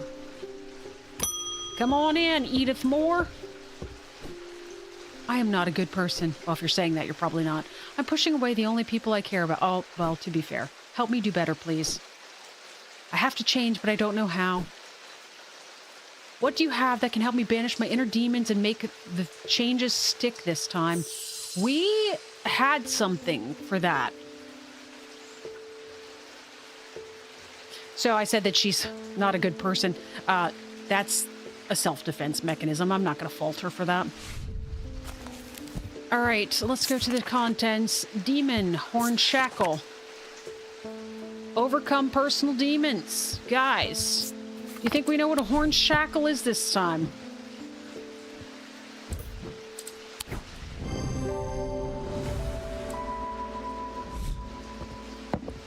There you go. Peace out. Francesca Robertson, you're back. You're the doctor, right? The Avocant didn't snap Mr. Hungerford out of it, unfortunately. Avocant. I said that wrong. It's strange. At times he appears almost awake, but he is deep in some kind of trance, and I can't get anything out of him. He seems to be searching for something. I'm beginning to suspect this is beyond my skill set, but I'm not willing to give up so easily. I know it's a bad idea, but I'm going to need a sleep vessel to get me through this week. Sleep vessel.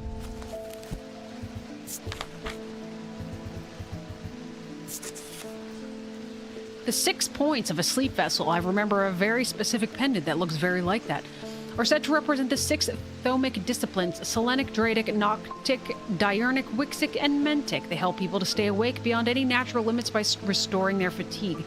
Over time and repeated use, they become more and more difficult to handle, as though the undreamed nightmares within are beginning to seep out. We had a pendant. Oh, I was thinking this one. That's only for the U, however. A pale yellowy orange gemstone and a dark green gemstone. Weathered. You're made of gold.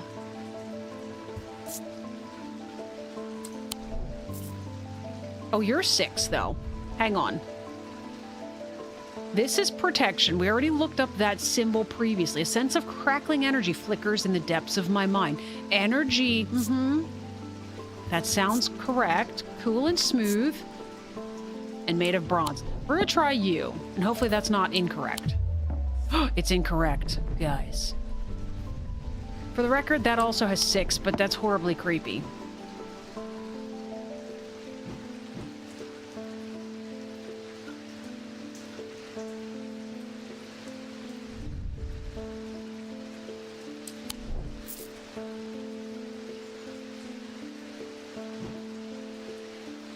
Okay, so it's not you.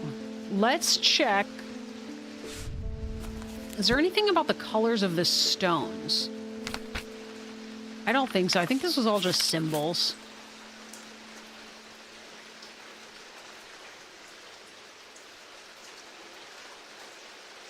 I mean, those are metals. Do they have gemstones? The gemstones are the ones I'm curious about, because ours only has 2 gemstones in it.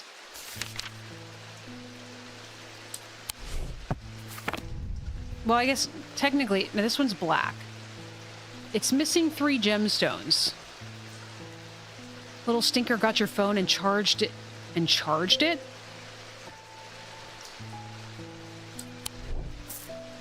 Your grandkids stole your phone and put it on a charger? I'm very confused. All right, I guess let's go with this one. I'm not convinced. Yeah, I didn't think so. Oh, changed it. That way it makes way more sense. You know what?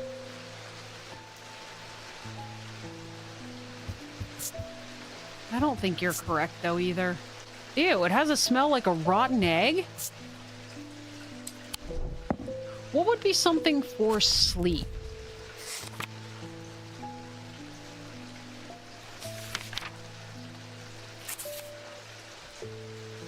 Ooh, arsenic. That's totally it, right? That's permanent sleep right there.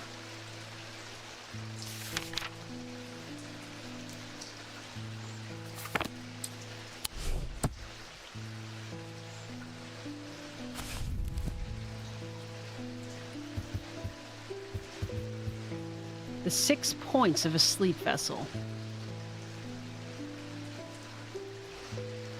Calm.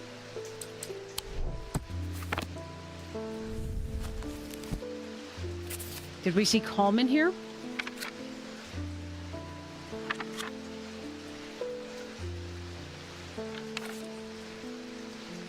Okay, maybe. So that looks like a snowman that's just missing his middle snowball. Hey, Grammy D, welcome. How are you?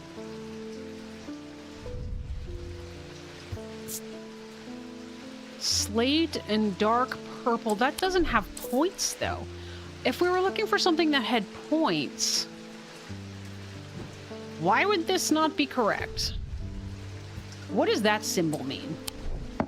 Let's look at what that symbol is. Oh, it's insanity. We probably should not have tried to give her that one. Okay, good to know. Oh, freezing, but well... Yeah, I can imagine. It's probably chilly down there. I suspect it's probably chillier up here, though, in the northeast.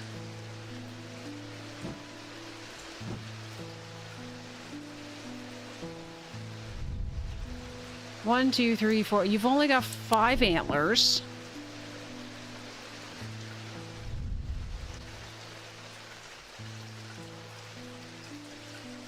That's interesting. We even looked these up here. This is like an upside down woman symbol, and this is like a right side of woman symbol, but with a triangle. What did those mean? It is actually would be helpful for us to know these types of things because we at least sort of know what we were looking for.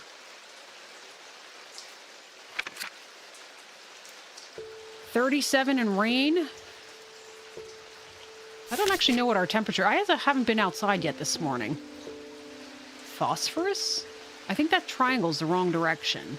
But possibly phosphorus.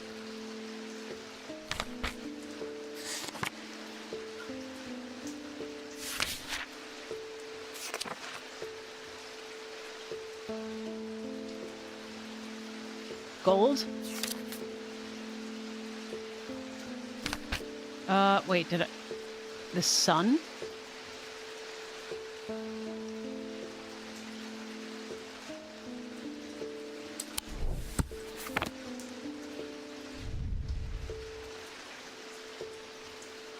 Next page.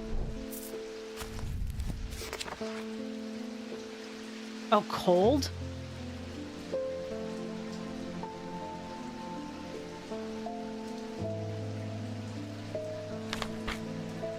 Cold and heat.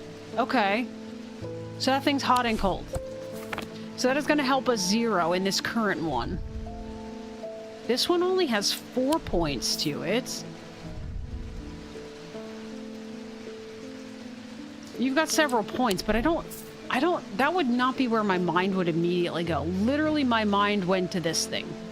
Or this thing, but we've tried them both and neither are correct. Do you have 6 points? You got 7, technically, if you're not including the little nubs. And you also have a moon. I don't know what that symbol means either. A witch's sign is what that means. And of course, all of these are already labeled, and none of these are a sleep vessel. All right, anybody have any guesses they would like to inject? Because I'm really not very sure at this point. I've tried the two that made the most sense to me. Iron gray metal flecked with dark red. It's not rust, it's blood. Raised detailing. Nothing to remark on scent and sound. It has an energy about it. How do we feel about this? It says 6 points. This has 6 points. Also, what does that mean? That's like an eyeball. Do we have a symbol for that? Oops.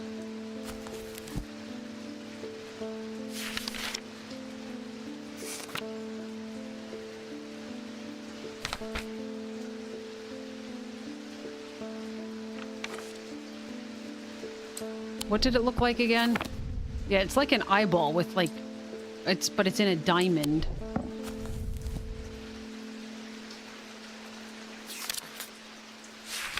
I don't think we have that symbol. I think we're gonna go with that one. Oh, guys. We're about to be rolling dice. All right, we tried you. Says it has an energy. She wants to be not having sleep.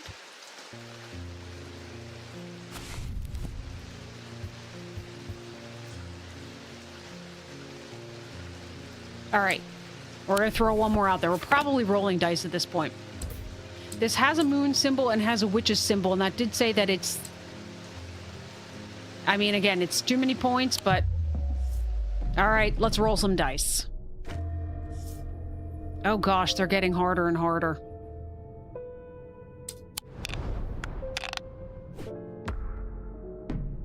You shush right now. All right, we've got...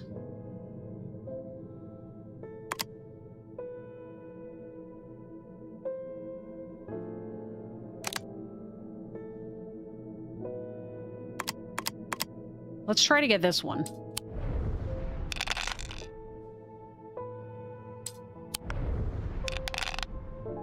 Come on, give me another snake. Hey. I feel like this is like... Have you guys... have you played Yahtzee? Try to go for the more complicated ones as you get the ability to do so. And it gave us a couple of them right from the beginning, you know? If you're a Yahtzee player, you know? All right, that gave us 2 cats. But again, well, I guess 2 cats is probably... We just need 3 of any symbol. And now let's go ahead and bank those. Let's roll again. Let's just try to get another butterfly, and we can get that one out of the way. And then these 2 should be less complicated. Hey.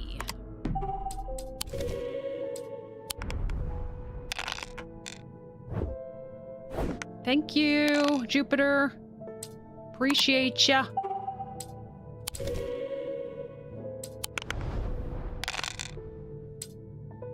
I ain't got no snakes. Hello, snaky. They're definitely getting more and more of them, though, so we need to do a better job, apparently.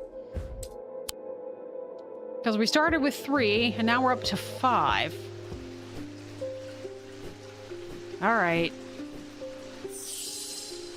Anybody else want to take a gander at the sleep vessel?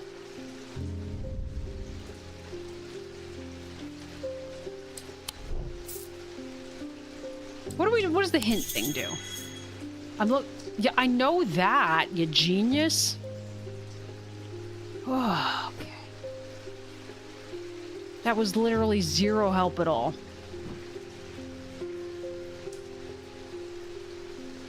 Does anybody else see anything that's 6-pointed? Does this count? Since it has these 2 pokey spots that don't connect to anything? We said this is heat and cold. Like, what does that have to do with this?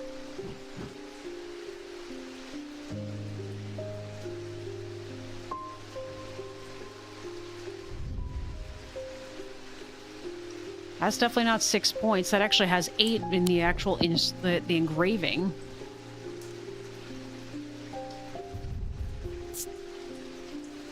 Withered flesh. Grim. So this is actually a hand, huh? Leathery and bony, quite unpleasant to touch. And the gold part is hard and cool. I was expecting it to smell worse than it does. I have nothing to remark about my inner perception of it. Do we have anything that is not...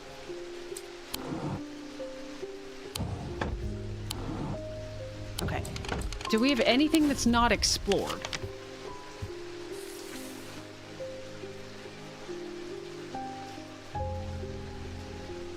I don't know what a thomic lens is. Although we do have them here. I think. How do I... Wait. The deer, if you count its nose, not sure what you're doing, but upper right hexagon doesn't work. Let's see.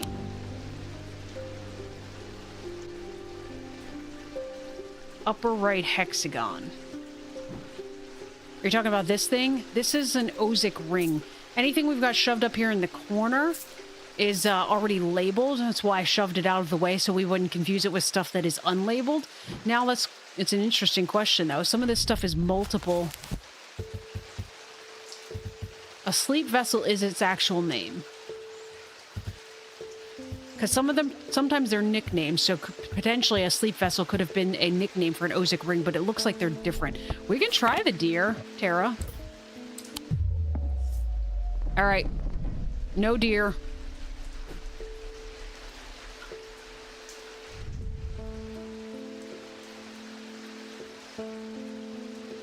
That doesn't make any sense. That doesn't make any sense. We can go for the bat. Its wings have 6 points on it. Black gemstone iron.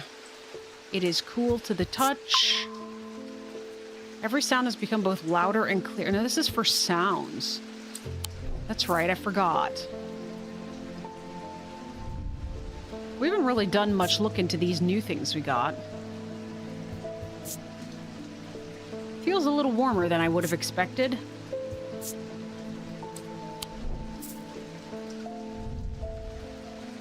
It's a random potion here. Strong odor, and when I shake it, it rattles. It's cool and smooth, and it's green glass.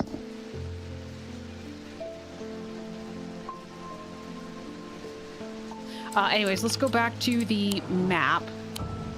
How do I get back to the map? Here we go.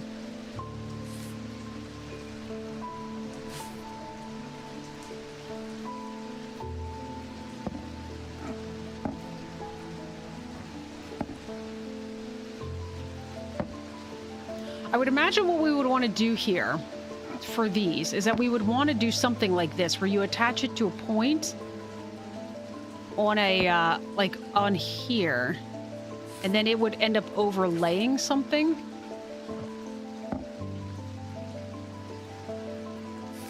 Because we ran into this with Strange Horticulture. But I'm not really very sure.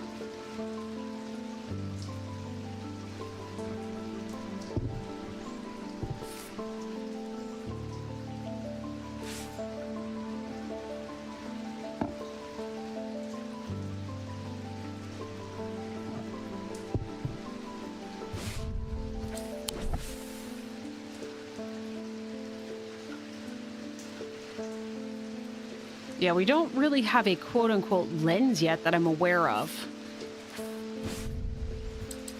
Let's just put you away for now, I guess. I don't really know. All right. Do you give me any better hints other than I could use perception to narrow down my search? If any of my 6-pointed items feel difficult to handle, I will know I'm on the right track. Difficult to handle. What did it say that said it was difficult to handle? Oh, difficult to handle.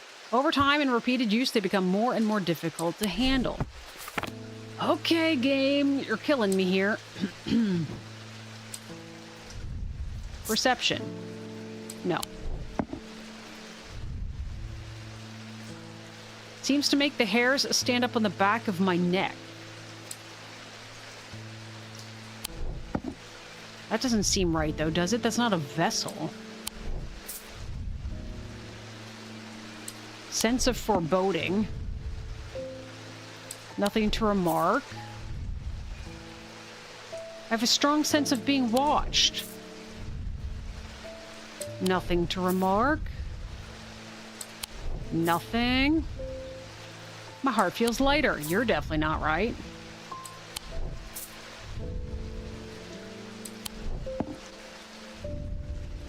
I'm just checking them all.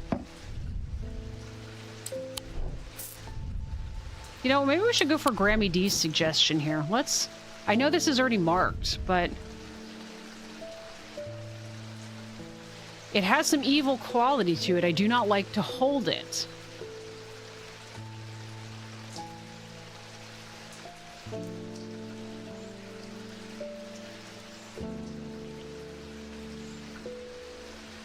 Like, they wouldn't do that, right? Let's double check the rest of these, but I'm not ruling it out.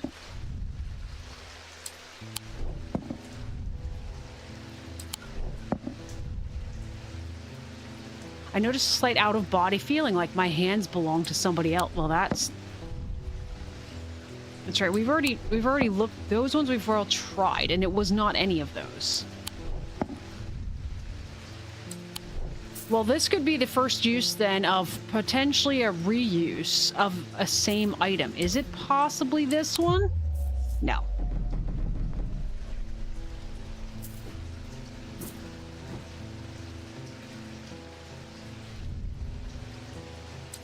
Which was the one that was creepy over here?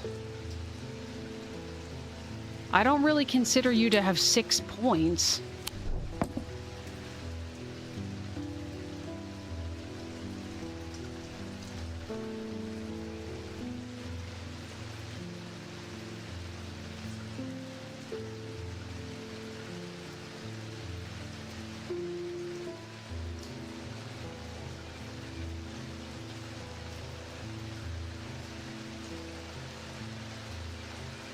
All right, guys, I was curious.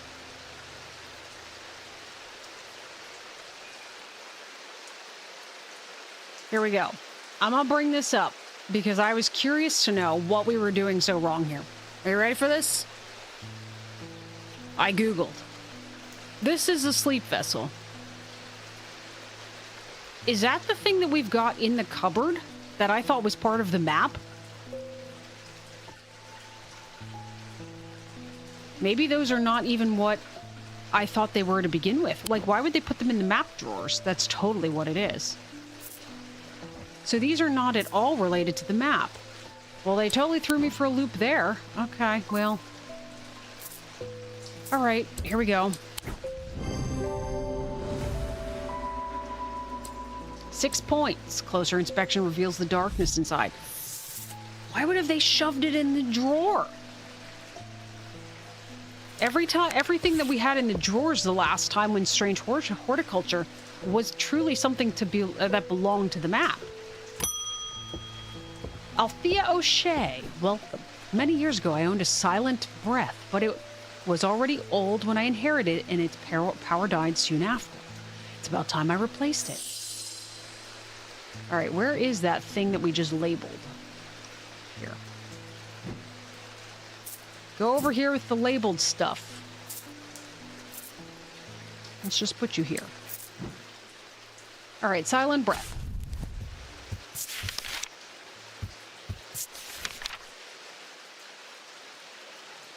The white stag, a guardian of the... Tara, we might have found your deer.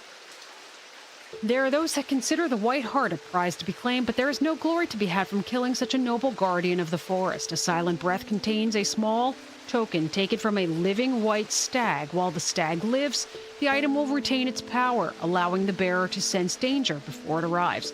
Oh, maybe not. This contains a small token. This is literally just made from clay.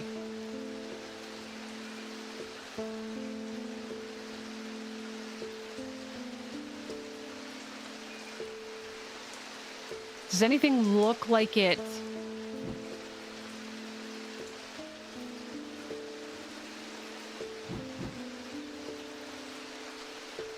My initial thought would have been like this. Because it is part of like bone, but this all says clay. It is textured.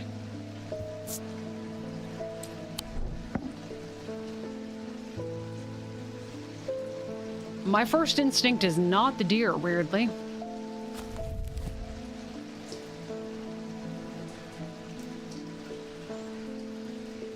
To sense danger.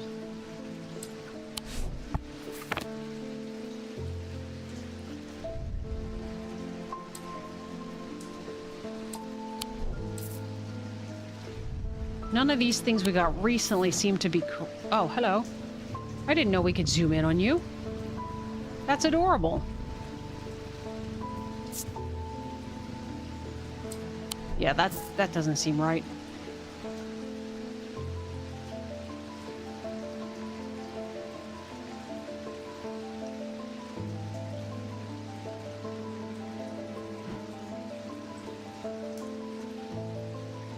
This was just something fossilized, right? A fossilized creature. If it's an entire creature, that looks like a slug.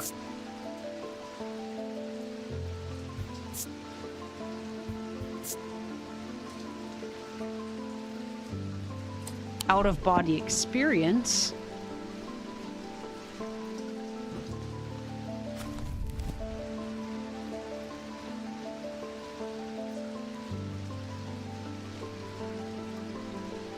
Didn't the one pendant say there was a feeling like someone was watching?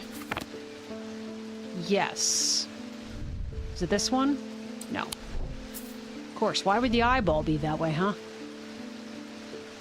This one.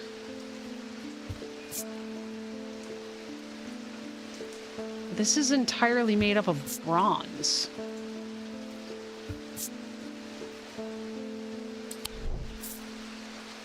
And I would actually... My initial instinct would be that it's not that someone's watching. It says it will retain its power, allowing the bearer to sense danger. I would be looking for danger. Do we have anything that indicates danger?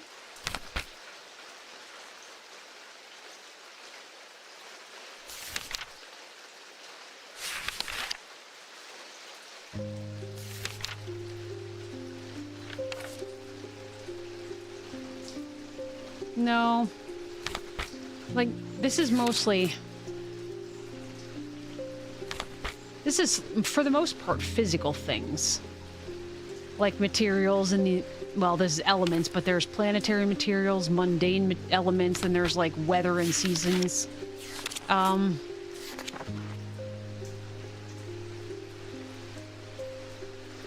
guess these are imbuements.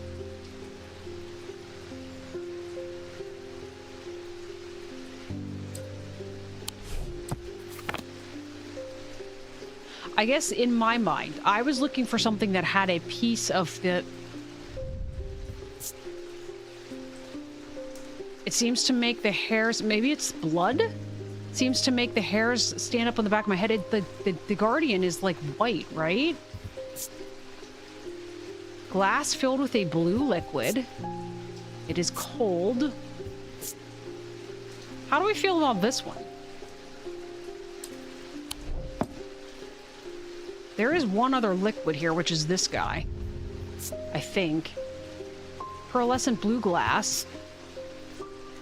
Tara says it might be that one. Nothing to remark on that one. Let's try it. Worst thing, we're rolling dice. Oh, it's a white hair. I thought that was like a swirling mist. Potential trophy from a white stag. On closer inspection, my senses come alive. All right. Let's put you over here. Rufus Shelley, you are new. I've always wanted to try a Daedalus link. I have a personal interest in the celestial branch, so I'm not completely new to such things, nor am I ignorant of the risks. And now I have a good reason for it. I need to take care of some roof repairs, and this would seem the safest way to approach it. A Daedalus link.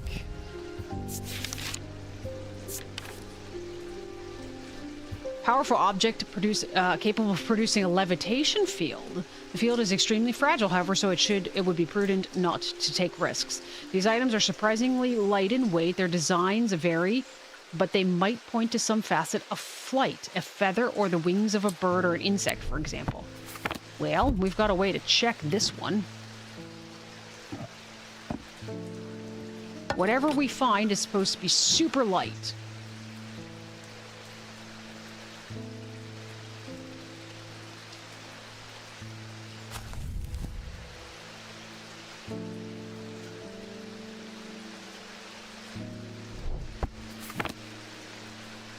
This one? The stinky jar. I thought about the stinky jar too. Let's pull this over here. And this one's got... Well, those are more like leaves, aren't they?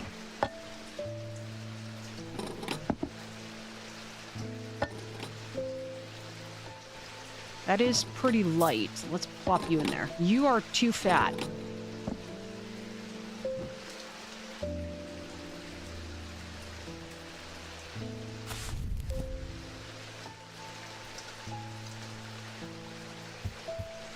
Was there any imbuements for levitation?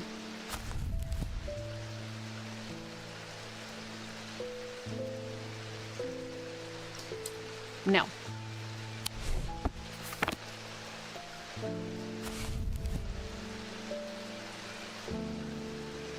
Wings of a bird or insect.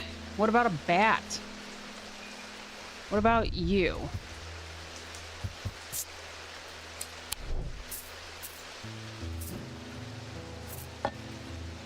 Also really light. This one honestly looks more like leaves to me.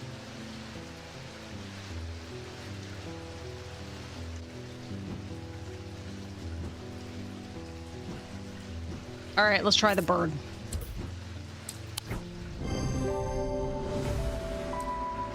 The bird motif is a connection to flight. Using my weigh scales, I confirm it's a very lightweight. Indeed, I did. All right, you get down here. You are officially labeled. Edmund Bishop. The ravens are back, I see. Looks like it's going to be worse this time. After speaking to Verona, I've come to extend an open invitation to visit Gleeson Castle. My family has lived there for generations, and I know there are artifacts that would be of use to you gathering dust in hidden corners. All I ask is you stay out of the south tower and the master bedroom, and run anything you find by me first, of course.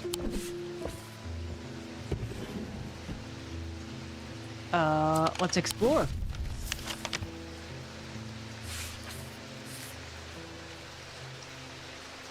Here's something to get you started. Walk past the main staircase and turn left. Follow the corridor down to the end and go through the door to the left. There's a small plinth in the corner of that room with an item on it that you are welcome to. I never did like it anyway. He said Gleeston something.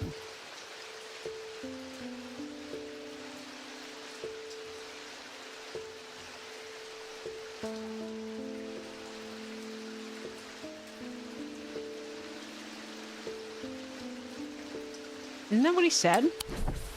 Hang on, let's bring up our people. Edmund.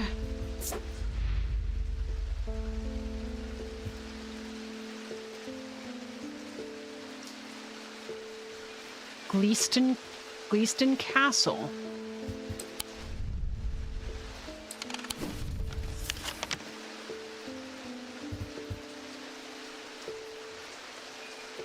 We ain't got no Gleeston Castle, sir. Oh. Oh. Guys, we have a separate map. Main staircase. That looks like it would be you. I mean, there's some other staircases. Okay, but you're the grand hallway. So you're probably, yeah, you're ground floor.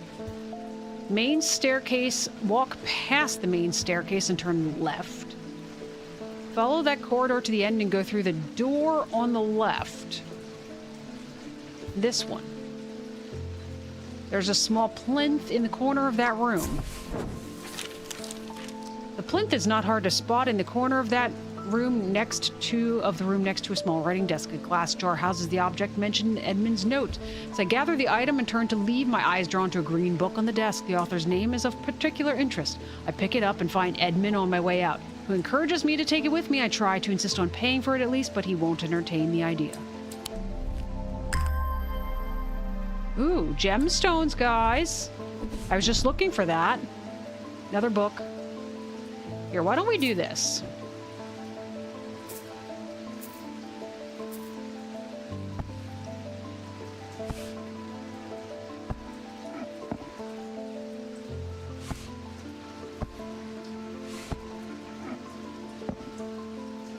And you should go... Okay, you can be archived. Nope. I'm still clicking wrong buttons after all this time. You can be archived. How do I put the map in here?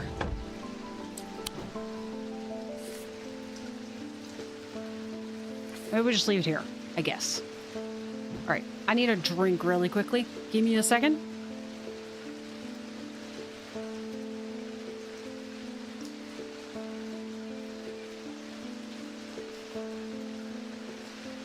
All right.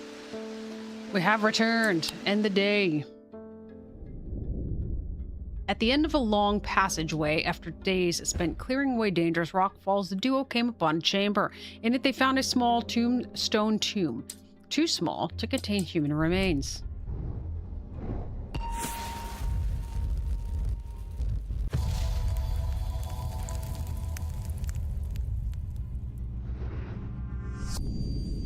Okay.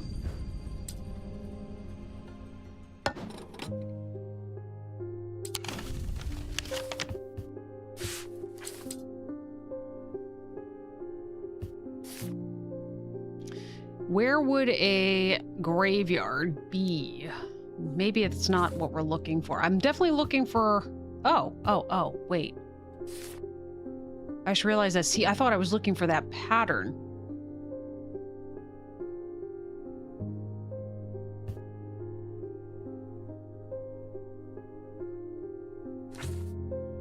Wonder what that symbol means.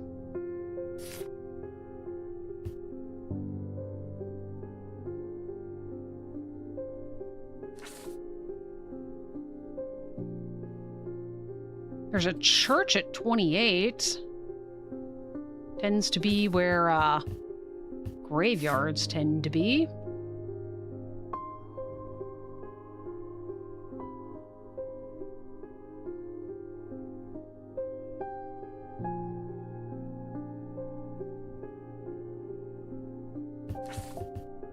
The pit. Wonder what the pit is. 4?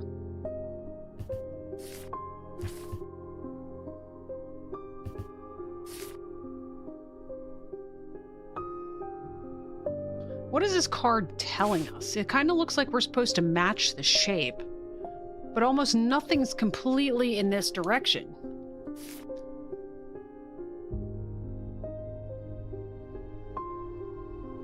Like, a lot of this stuff is kind of off.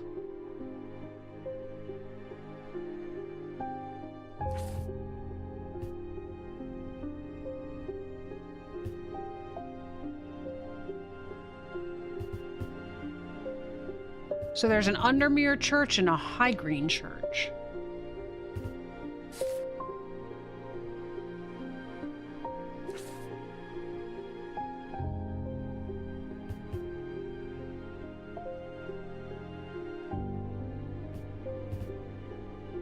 I'm not sure what to do with this.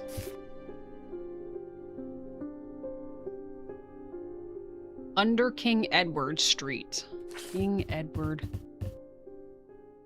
Street.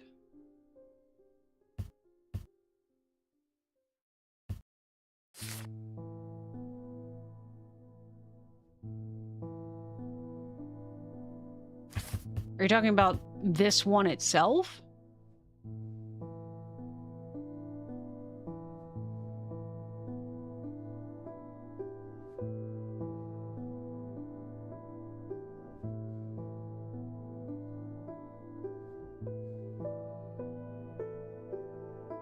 Kind of matches the shape.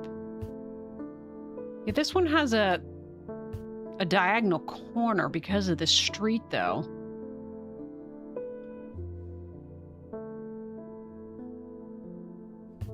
But the fact that it's see-through almost leads me to believe we're supposed to be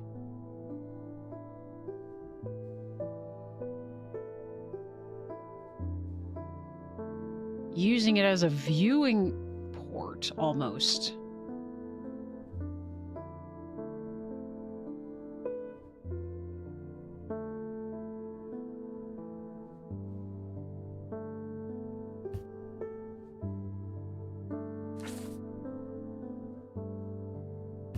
Because it's weird. There's like this one also matches. There's a number of them that actually have this shape to them.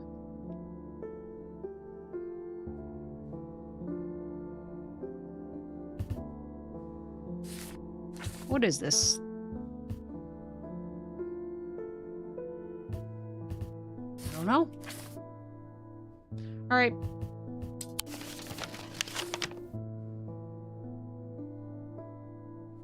Could it be this instead?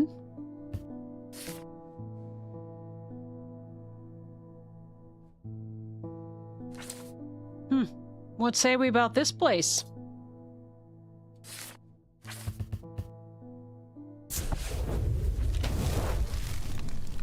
A portrait of some dead lord eyes me suspiciously as I enter the room and start absent-mindedly opening drawers. The room is cold and austere, and I am about to leave when I spot a crate under the chest of drawers. This could be something. Oh. That's crazy looking. Put you up there. Good morning, Jupiter.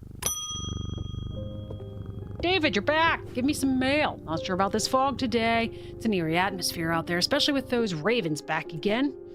It's usually fierce black dogs I have to worry about, but not big black birds. Better off inside, I reckon. What you got?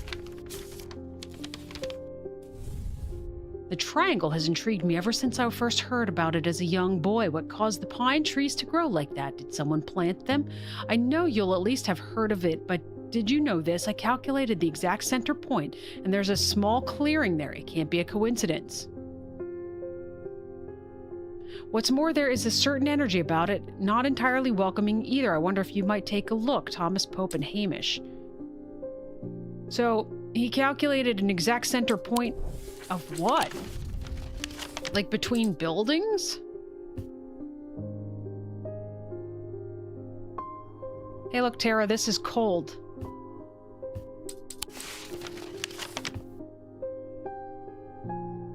Oh. Heathwood? Triangle, and there's like an opening in the center. Sure enough, as I approach the center of the curious triangular copse at the heart of Heathwood, I come across a clearing. A tree that has been split in two stands in the center. Sunlight breaks through, and I take a deep breath of cleansing pine and earth. Almost immediately, I'm struck by a sense of ominous power. My intuition tells me that there is something unusual here at the heart of the wood. I examine the broken tree and notice some strange markings carved into the trunk. Heart beating faster, I spot something else embedded in the wood. 3 pendants arranged in a triangle shape. Good grief, I've got too much crap in this shop already. Stop giving me more stuff.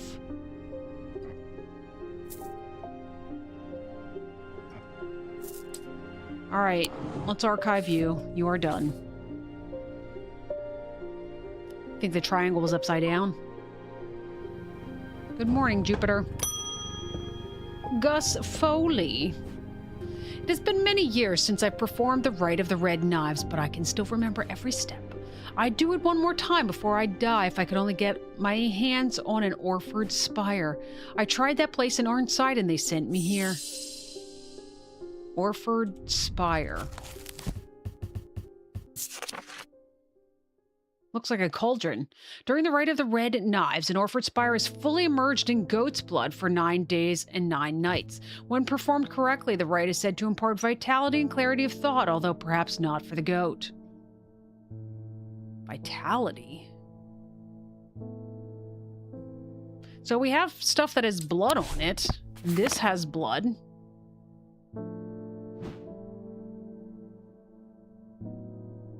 This also had blood, but that's an evocant. We already determined that. It's a good thing I thought to close that because I completely forgot there's stuff behind there.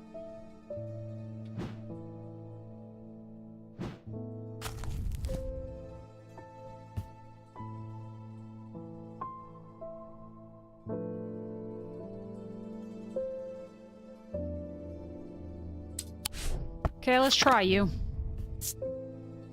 An energy. Is that what it said? Vitality? Yeah, I saw that pointy top. That's what actually led me to look at this one again. A substance flakes off and leaves a mark on my fingertips. Let's go with this. Makes the most sense. All right, we got it. And we got more book entries. All right. You go over here. Can we move the scale a bit? There we go. Eli, you are back. Are you coming to take back over your shop? I need to go away for a few days again. The Order of the Black Veil will have the information I'm looking for. They seek to understand the world beyond death, drinking an elixir that sinks them into a deep trance. If I'm right, they might be able to shed some light on these events. The only problem is I burned that bridge long ago. Could you hand me that Guise of Lillian? It won't be the first time I've used one to get around their hatred of me. I'm immediately thinking this, and I've read nothing about it. Guise of Lillian.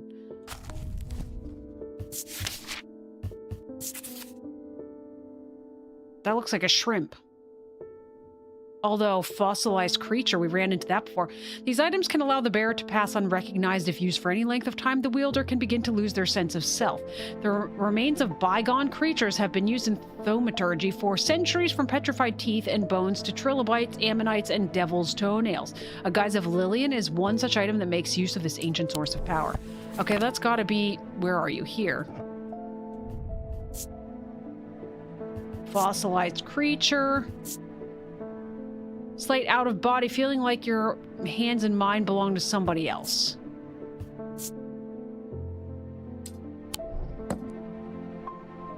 It has to be, right?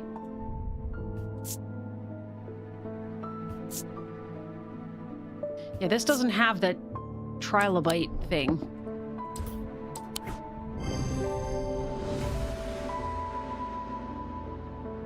Perfect. Thank you. Let's pop you over here. I guess down with the pointy thing.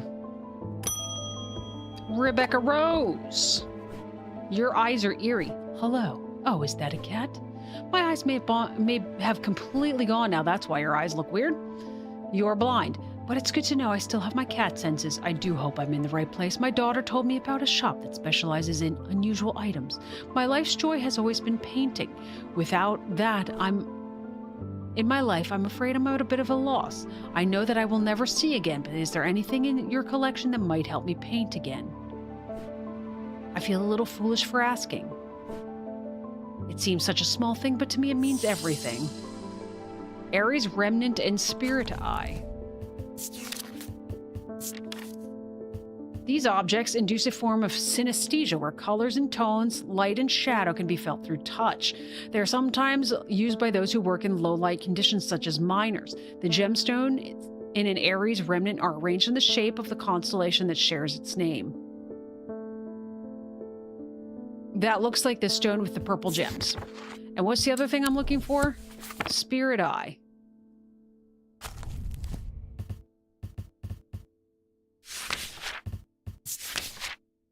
There are some who stay away from spirit eyes, believing them to be a window into a world that should not be seen, and others who deride their fear as nothing more than superstition. It is not clear exactly what they do show. Another layer beneath the visible world, perhaps a layer that requires something more than the traditional senses to experience. They draw their power from the opposing symbols inscribed upon them. That sounds terrifying. Like, that sounds like I'm condemning her to something. So, if we look at this pattern... It looks like this, just it's running this direction. Nothing to remark. is rough, made of slate. I'm giving you this.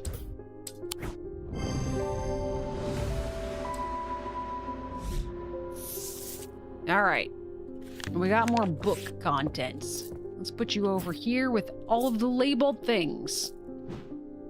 All right, who's next? Clarence Hawker, you haven't been here before. Those ravens have done for 3 more poor buggers. 2 of them up at Calgirth and another fella a fisherman.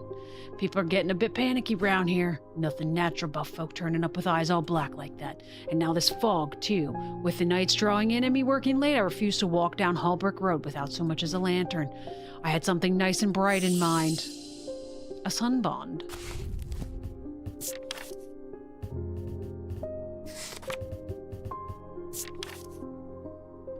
A sunbond is small and lightweight, designed to be carried discreetly and made of a non-precious metal of some kind, housing a gemstone of light. They carry the warmth and the light of the sun, a brightness that can pierce the darkest gloom. A non-precious metal, but it houses a gemstone. I don't think you have a gemstone. This is all bronze.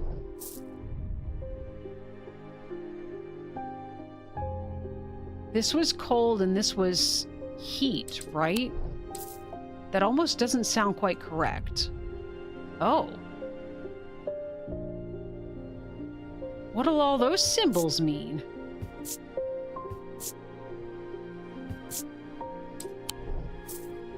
What were you made out of? Bronze. So maybe.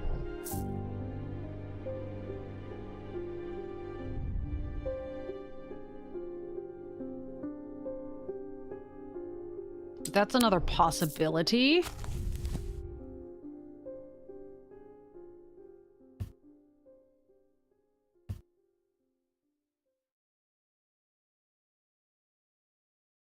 So the thing that's the heat and cold, that doesn't make sense because it says it carries the warmth and light of the sun.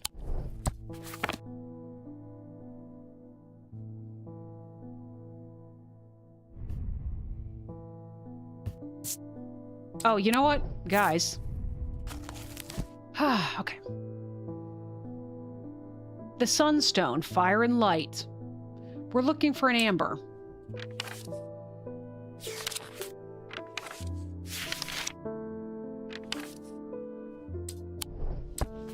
You look amberish to me.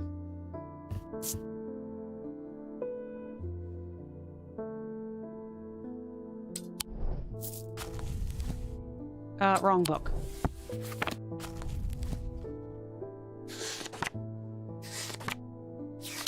This one doesn't have an index. You gotta literally page through them. Yellow or orange. Okay. One more check. What are you? You're also an orange gemstone, but you're made of gold, and this is not supposed to be made out of anything. I think it's you. Not of precious metals. Made of bronze, a non-precious metal, and it's strangely warm. Let's pull you over here and put you with the rest of the labeled items. All right, who's next? Hi, Jupiter. Audrey Bell, you popped into my little contact card, my Rolodex. Bend your ear to the trees, hold your palm out to the wind, the ravens can feel it. Can you? What is on your chin? Something is stirring. I will need a Holgan Grim in the coming days. You're immediately suspicious to me.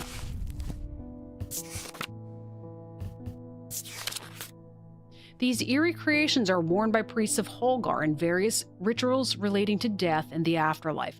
The sacrament to ask for his protection, Wolf Song's truth, to seek his judgment, path of the warrior to help the dead to find their way.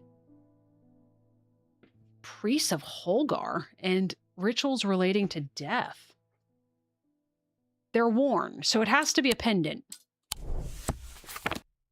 Wait, it's a mask. Could it be a mask?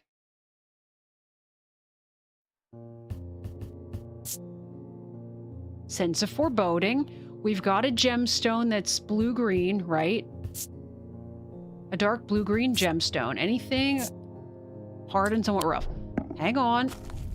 That actually probably makes more sense than a pendant, to be honest. When you get those types of rituals to wear a mask. What do we have as far as Vivinite? A stone of death and decay. Who'd have thunk? It grows on iron coffins and waterlogged corpses. There you go. Best of luck with your weird stuff, you weirdo. All right.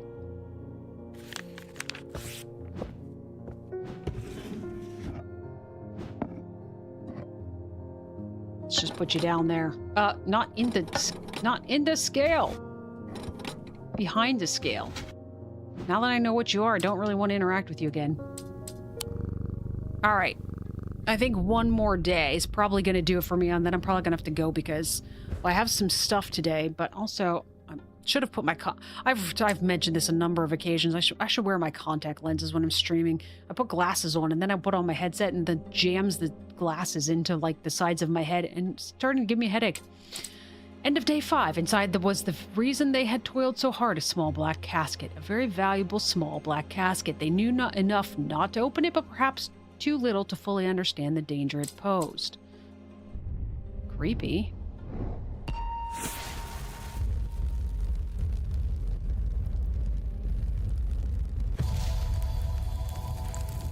Stairs. Stairs we can do. Up the stairs, left, then left again. Second on the right is where I spend each night. Oh, that's in the castle. It's gotta be. Hang on. Let's go look. Where you spend each night is probably master bedroom, right?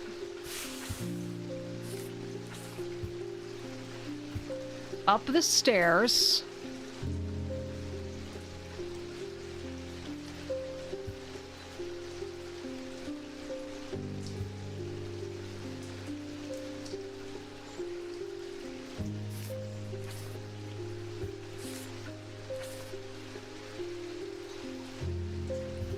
So if you went up these stairs, you'd end up here and you could go left and then left again, but you wouldn't end up second on the right then.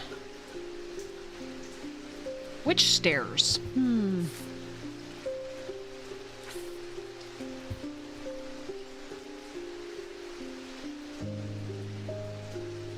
stays in the master at night? There's a comfy chair in the living room. Anne, you're being weird. Stop being a problem, Anne.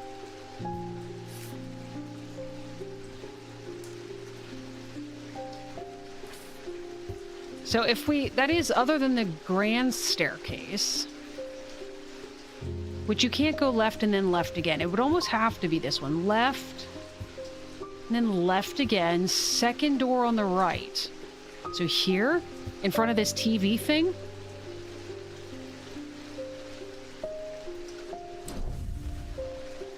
It looks like a TV. What does it mean?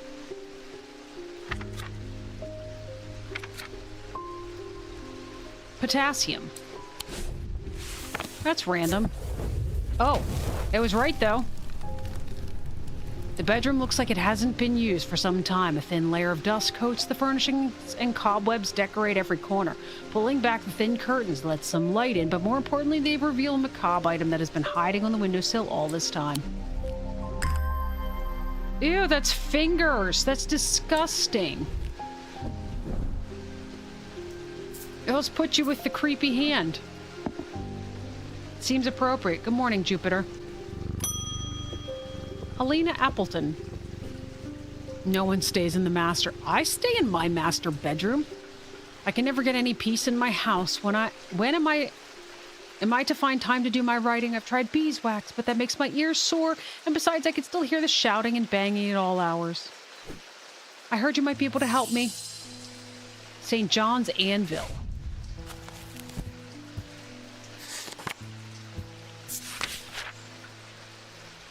These items have much in common with the St. John's poppy plant of the same name, a fact that is reflected in their designs. They have quite different uses, however. Whereas the plant helps to overcome deafness, an anvil will dampen sound.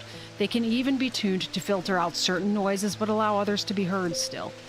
All right, so the St. John's is 5 petals, because my immediate thought was like this guy, but that's only 4.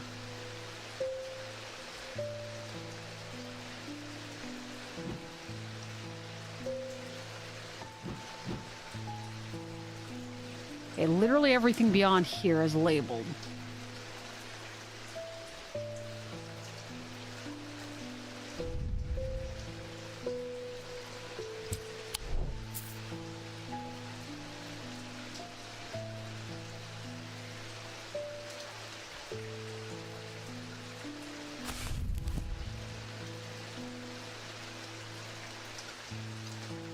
Oh, you know what? The leaves, guys. The leaves. There was something else that had leaves on it, though, didn't it? Or was it only this one? These don't look right, though. Those leaves aren't the same. It looks like these ones. Yeah, it looks like this. And that one's got the orange thingy on it, and it says that it can dampen sound. Let's inspect you. Warm, polished. Nothing to remark. Sounds are muffled in its presence. Booyah.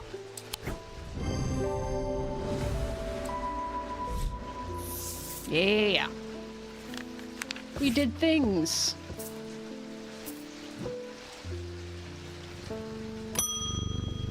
Baron or Barton Potter? You must be the thaumaturgist's apprentice.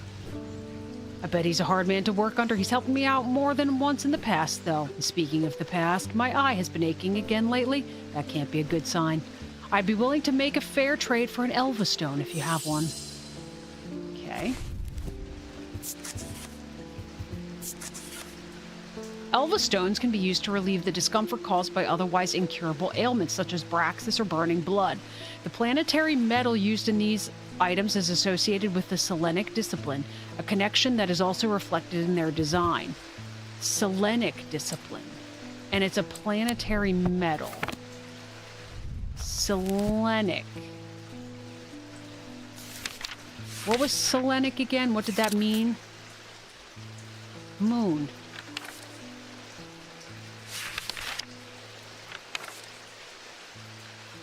Silver. So we're looking for something probably made of silver. And it's probably reflected in their design, too. You look immediately suspicious. Hey, look, it's silver. It has an ethereal quality to it. Cool and smooth, and rough and pitted. Here you go. Perfect. Oh, he gave me a fun thing. Thank you. We're soon going to have to start migrating things.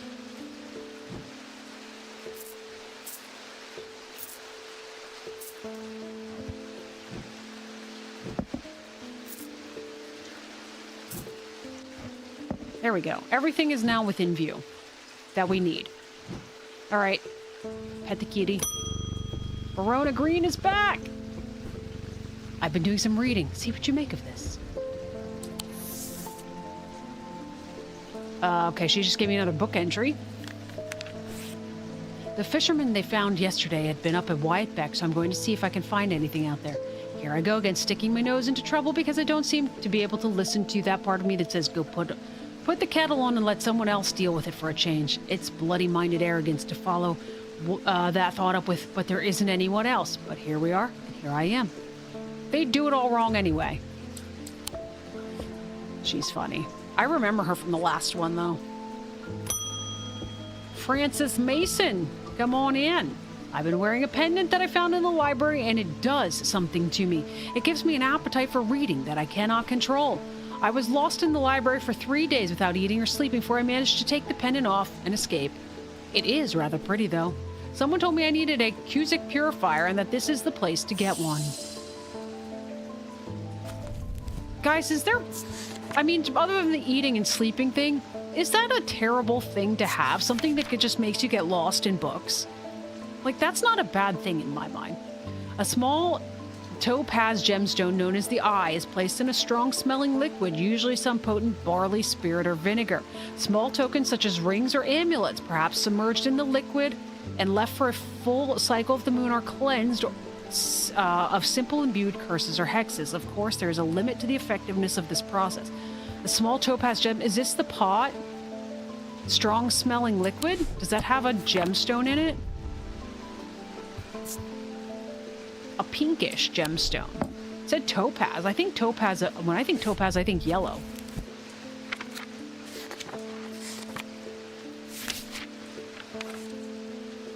Pale yellow.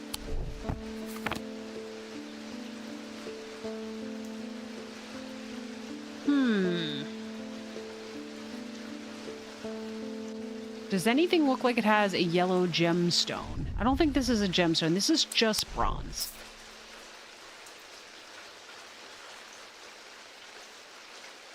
You didn't have anything else, did you? Gold, green porcelain, gold, a white feather. You got a bunch of pinkish gemstones. Smell like rotten eggs.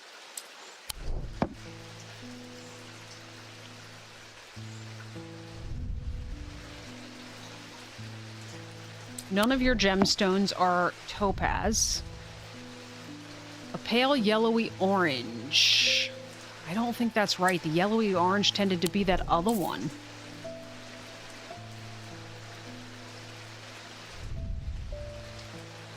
A lot of them have this pinkish gemstone.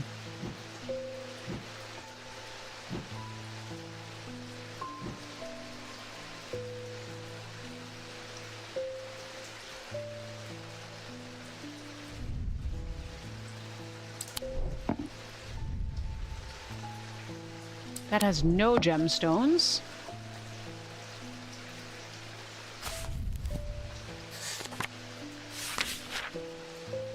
So topaz is just pale yellow.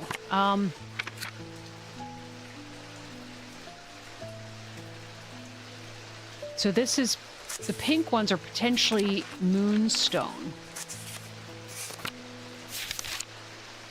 Amber is the one that's identified as yellow-orange.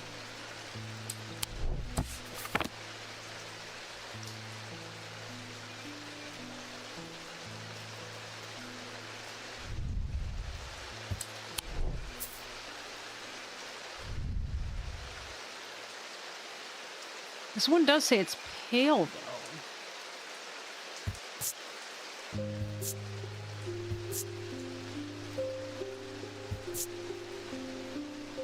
It's made of gold and iron, but it also has a black gemstone and a dark green one. What do they mean? Jade, which is a stone of earth and nature, and black would be obsidian, a stone of fire and fury. That was not what I wanted. Other book, please.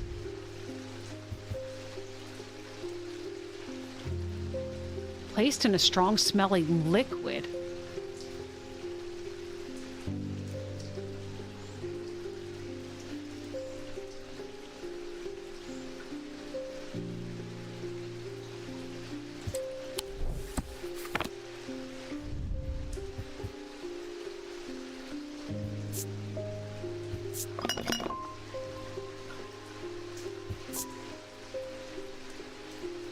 What does that symbol mean?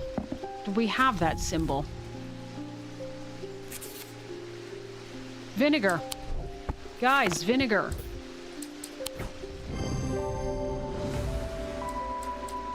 The label bears a symbol for vinegar. Closer inspection reveals there's a small object rattling inside. It did say, that's right, it did say, I didn't even get it from that. But it said that a topaz is placed in vinegar. Simone Green. Simone, I remember you. I've been working on something that you might find interesting. Did you know that nobody who knows who built Strange Antiquities? It's very old, perhaps the oldest building in Undermere, according to some accounts. Even Eli doesn't know all of its secrets. I've been decoding a journal that he found. It's slow work, but I've made a bit of a breakthrough recently. Have you discovered the plinths below the counter? Yes, I've seen them. I have learned that they can be used to access the shop's hidden depths. And this journal holds some of the keys. Here's something I discovered late last night that you might See what you make of it. I really struggle to read in these games, and I'm not sure why. I remember having that same problem in Strange Horticulture. Let's read you. Alcove key. Horn shackle, evocatant, and then there's a moon something. The writing is dense and spidery, so it's not always easy to decipher. All right, so a horn shackle and an evocatant. Let's put... Okay, not what I wanted. Horn... Oh! I'm sorry, Jupiter. All right, horn shackle. You go here. An evocant is you. And then something with a moon. We've got several moon things. Let's try an Elva stone. No.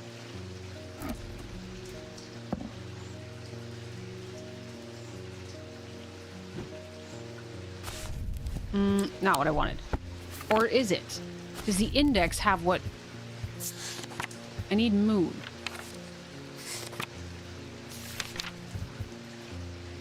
A Cussack purifier and a Selenic totem.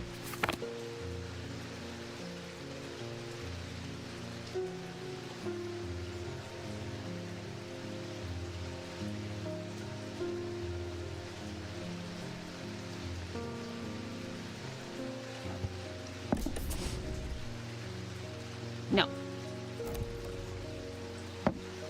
Oh, here's the Selenic totem.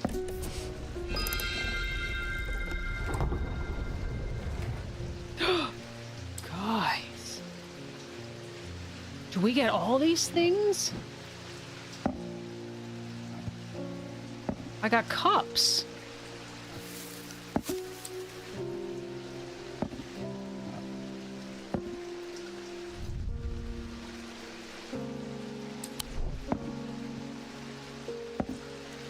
I don't know what they are, but...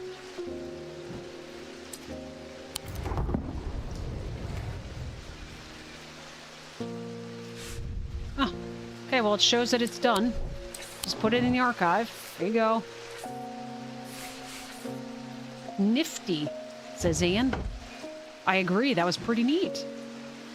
This thing is cool looking.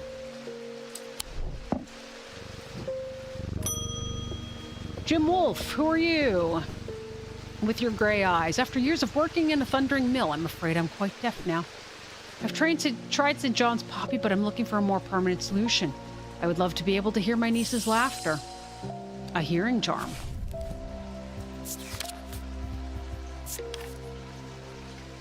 A simple trinket that amplifies sounds. While generally used by the hard of hearing, they are a curiosity that can be enjoyed by old and young and old alike.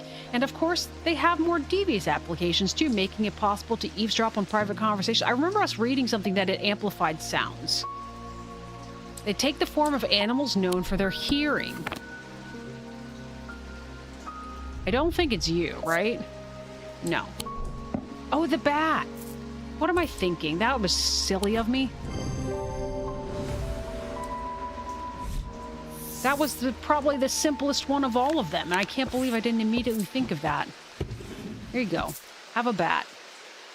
Do you guys slide over at all? Can I cram this bottle in with you? Yeah, I totally can. At camp that night, one of the pair had awoken with pain in his left eye. He was alert to the threat at once, recognizing two things at the same time. One, a part of his mind was not his own, and two, the casket wanted to be opened. This is getting creepy.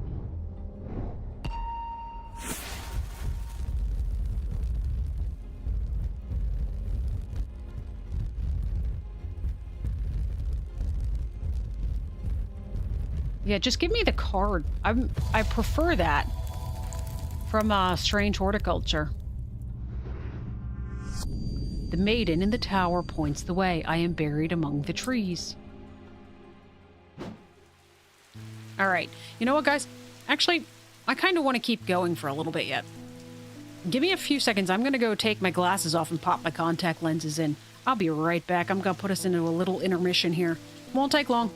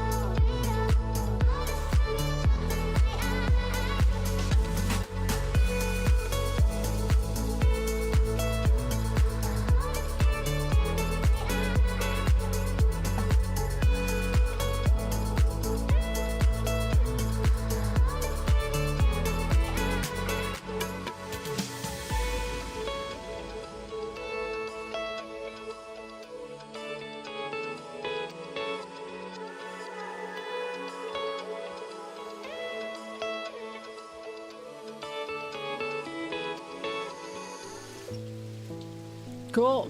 We're back. All right, guys. That feels much better, by the way. Oh my gosh. I don't know why I ever sit down sometimes and do that. And I try to play games with headphones on. And Grammy D also thinks I'm leaving. I'm got back, guys. It was just a short break. I just needed to go put some contact lenses in because my glasses were killing my head. The maiden in the tower points the way. Tower, tower, tower.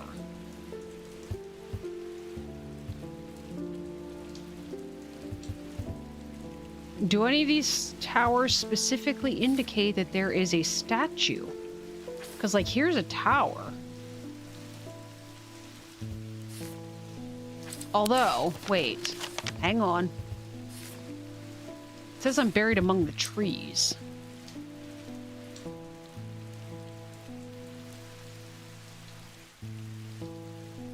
Galfrey's Tower, 22. You are where, sir?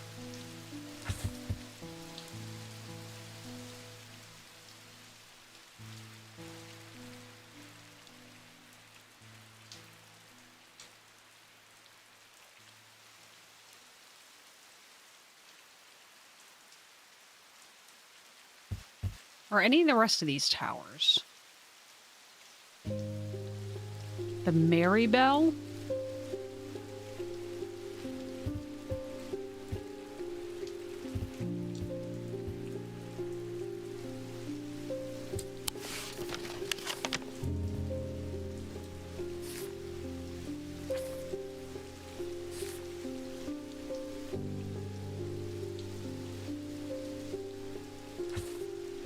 Wonder what that symbol means.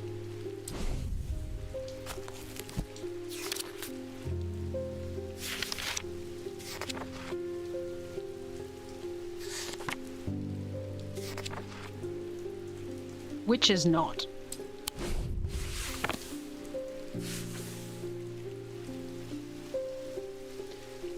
I don't see any trees in this specific. Well, I mean, there's some trees shown down here. But otherwise, this is just plans of an interior. Which led me to kind of go back to this thing.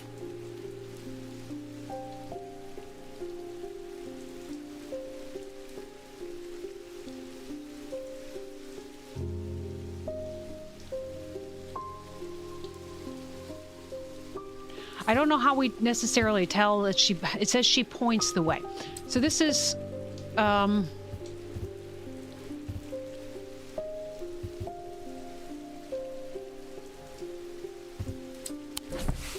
is there anything here? The maiden in the tower.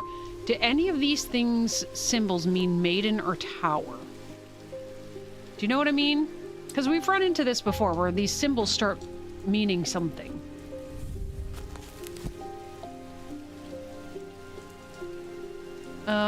I mean, there's a witch sign and there's a goddess. Do any of these things mean tower? Or, I mean,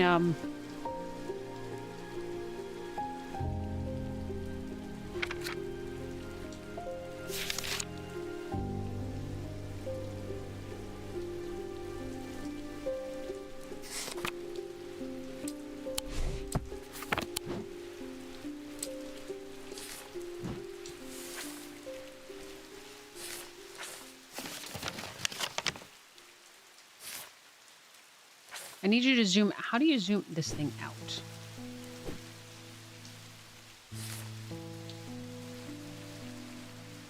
Like, this thing will actually fit.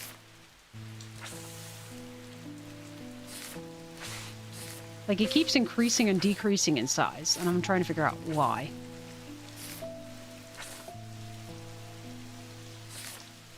Maybe they don't mean anything.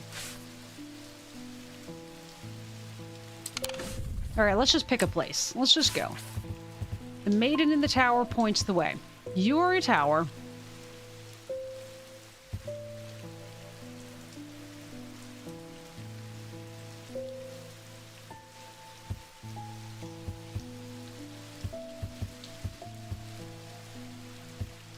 You're a merry bell. Buried among the trees. Let's just say whatever this is, even though that's not trees. Let's go here. I'm wasting my time here. Oh, hey, we get bad stuff for exploring wrong places, too. Good morning, Jupiter. Verona Green, you're back. I walked up the beck a mile or so in the cold and wet yesterday and found a section with a handful of dead fish floating in it, belly up and blackened they were. Not sure what to make of it, but I don't like it. I'm on my way to Calgarth Hall now. I spoke to Dr. Robertson earlier, and she said the two women they found are still in the same state as all the others, in a trance, and all eyes are black. Before I go, Anna Bryant asked me to drop this off.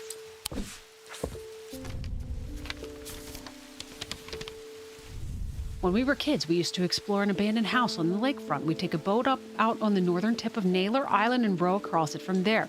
You know the one I'm talking about, second from the left in the row of 4. I found myself outside its door 3 days ago, and I went inside for old time's sake. I wish I hadn't. It always had an ominous feel to it. It has taken me the last 3 days to summon the courage to write this letter, but I think it's better you see for yourself what's out there. Yours in faith, Anna Bryant. Well, we're definitely going there. All right, here we go. Naylor Island. Okay. We take a boat out of the northern tip. This whole thing's Naylor Island. So we go up here and row across from there. You know the one I'm talking about. Second from the left in the row of 4. So this one. I think it's this one. I don't know exactly what I was expecting to find. Anna's letter was quite vague after all, but I certainly wasn't prepared for this. In an alcove of the house, peering out through a loose mortar and crumbling brick, is a macabre shrine of sorts. The skull of a stag is mounted above the opening, its antlers smeared with a dark red substance, and large melted candles pull out onto the window, wooden floor on either side. In the center of the altar, there is a small iron chest, rusted and fused to the floor. It's clear that it has been here for a long time. I do not see a hinge or keyhole or any way of opening it at all, but after a while I notice an inscription that says, "I open to the voice." Voice. Or the voice? I don't know what the voice would be.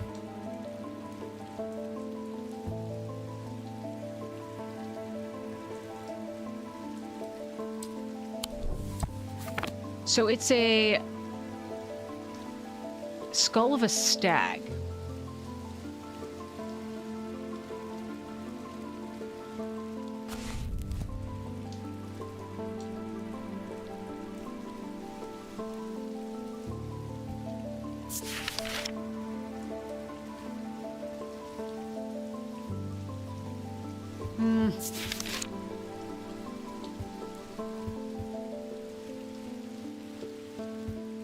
A basilisk? Jeez. Fire, feeling fear, Dradic, diurnic disease.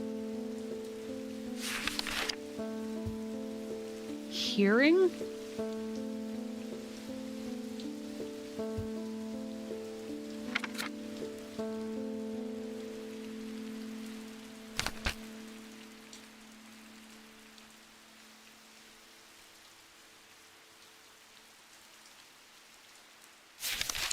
I was figuring that probably in some way, shape, or form that the stag.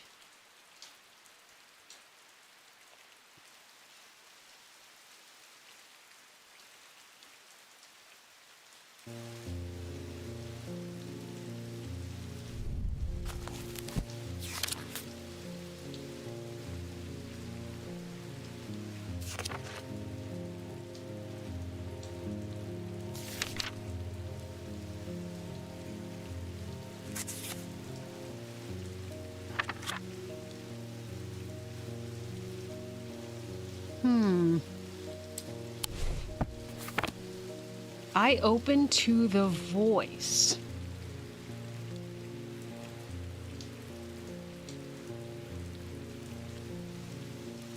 I mean, there were songs in that, and like we saw those in the index. So there's the Wolf Song's Truth.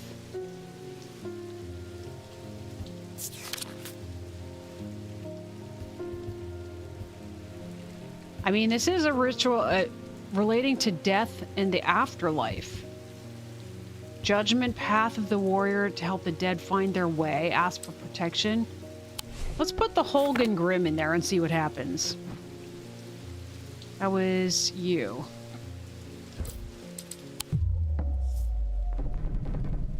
What you got as far as a hint?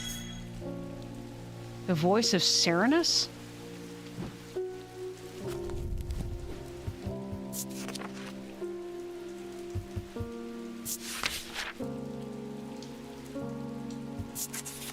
Was there something called Voice of Serenus? Oh, there was. These are not even remotely alphabetized. All right. The chest opens to reveal a golden totem. I can't imagine who would have stashed it here or why, but it doesn't look like they are coming back for it anytime soon. It's a cat.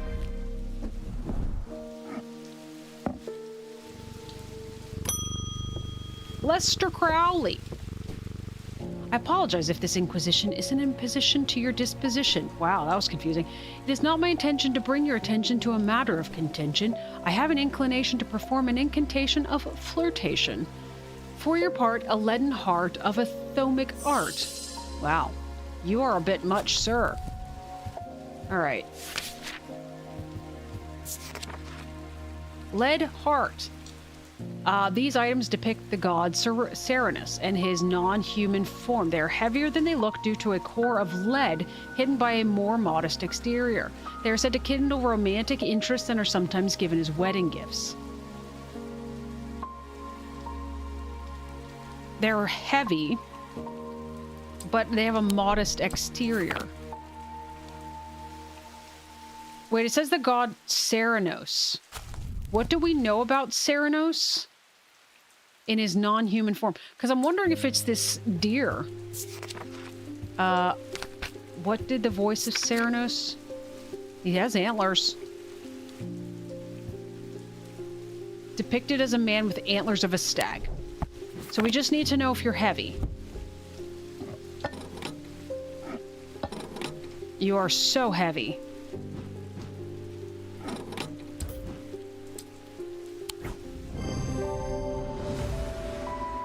Okay. Thank you for the book entries. Good, sir. Let's put this back. Put the weight back where it belongs. Let's move the plant down to here. Now, I've officially run out of space on my shelves for labeled items, so you will go there. We'll make a new shelf. All right, Jupiter. Angus Eaton. Oh, you're not Eli. I'm returning an item he asked me to repair. The mechanism was mangled, but I've replaced all the springs and given it a clean. Good as new. Oh. Looks like a flower. Eli, you're back. It wasn't my intention to leave you unattended for this long, but I'm afraid that I'm going to need to rely on you for a little longer. The Order of the Black Veil seemed more concerned by the ravens than the black-eyed state that Mr. Hungerford was found in. They said that it would take a very powerful force indeed to upset them like that. Unfortunately, they either weren't willing or weren't able to talk any further on the subject. I was hoping to avoid it, but I must go to Oxford and the Bodleian Library. I'll be gone for a few days at least, perhaps longer, but you seem to be handling yourself well here. I do not see eye to eye with the head of collections at the Bodleian, but I do know that he takes an interest in horticulture. I will take him a Scythian charm to smooth things over between us. What's a Scythian charm? Scythian charm. Looks like a plant. Older Scythian charms are carved out of wood, but the more powerful designs make use of the planetary metals. No two are identical. They are used by horticulturalists to encourage stubborn plants to thrive. They change with the weather, usually quite cold, but warm and tingly to the touch while it is raining. They're carved of wood. Any chance it's got a gemstone in the middle?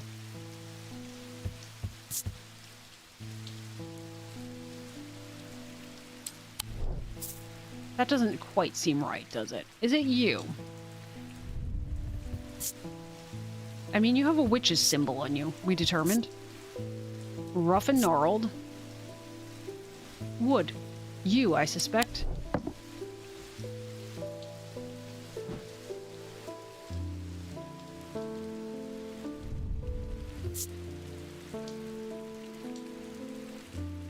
It didn't say anything about having a gemstone in. What are these new cups?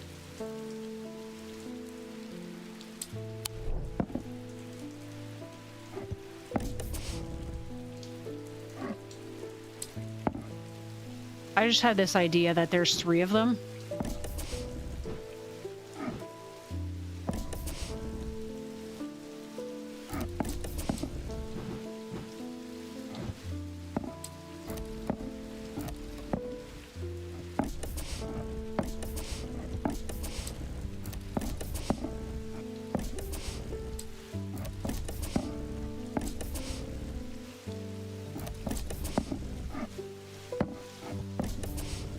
I have no idea.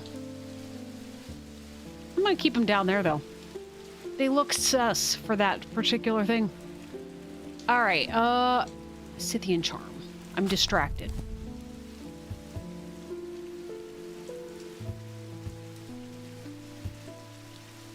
Could it be this thing that is made, looks like it leaves? Gold and silver? Is that considered a planetary metal? Like, those are precious metals to me. Yep. Although it's made out of moon and it's moon and sun.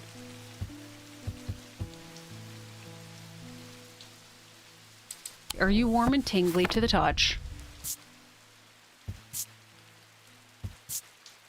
Warm and vibrating with energy.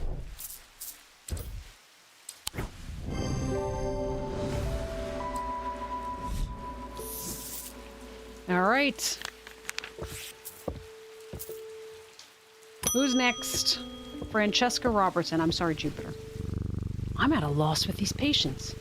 They aren't responding to anything I've tried so far, and I haven't been able to find anything in the literature that fits their symptoms. I'm finding that they become violent if they aren't restrained, and they are always trying to leave. If nothing else, Dranthium tea from a restful mether might get a moment of lucidity out of them, but if you've got any ideas, then I'm all ears. Restful mether or witch's finger.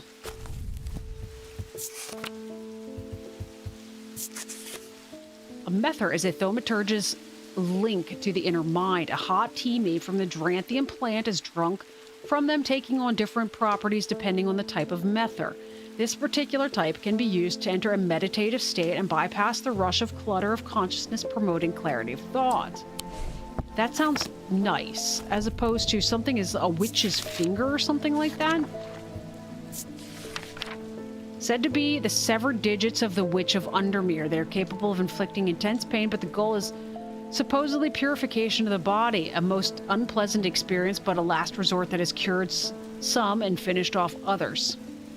Well, I know what that is. It's literally the ones that's the fingers. Let's try to find the other thing that's maybe just restful. Oh, here we go. It's one of the cups.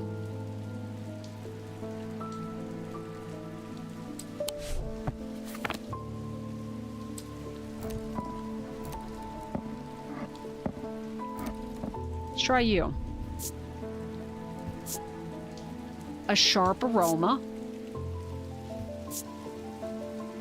Wood. Oak, if I'm not mistaken.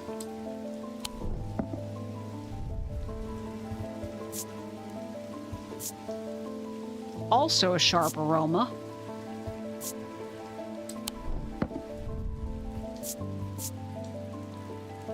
Has a strong odor, sharp, but not entirely unpleasant. Okay, hang on.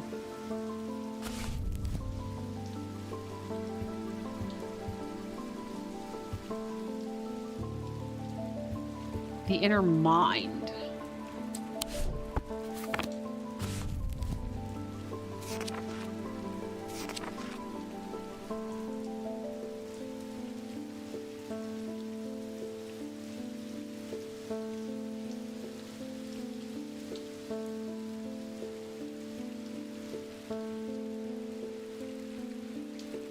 don't think truth is probably correct. It's not you, is it?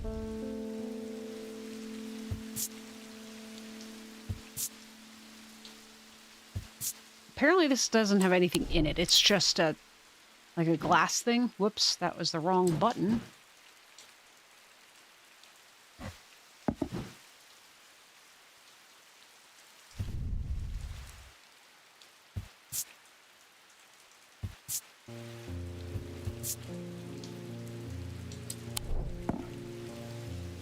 If it's a tea, it has to be one of the cups.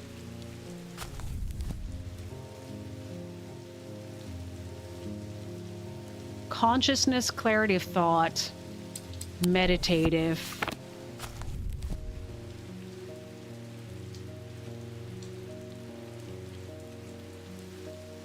What do those purple gemstones do? A stone of containment. Oh, wait. A calming stone of peace and safety. That's a darkish, bluish... a dark purple.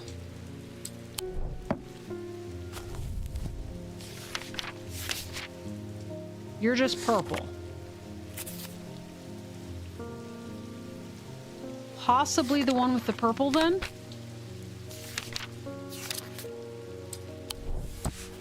Otherwise, I don't know what this leaf is.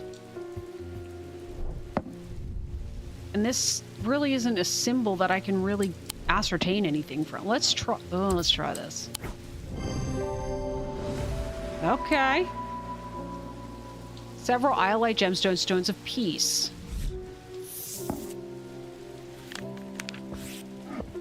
All right, there we go. Rebecca Rose, you're back. You're the one, the painter. I've come to thank you for sharing the wonder of the Ares remnant with me. It has changed my life. I'm still getting to grips with it, but already I'm feeling my way back to painting again. Thank you. That sounds better than what we were going to give you otherwise. He knew what he had to do without hesitating. He took hold of his diverging hook and used it to cut away the infected part of his mind before it could spread and consume him entirely. So there's 17 days.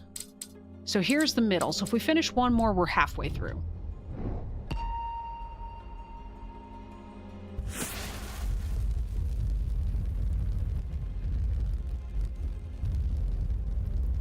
It's a rook.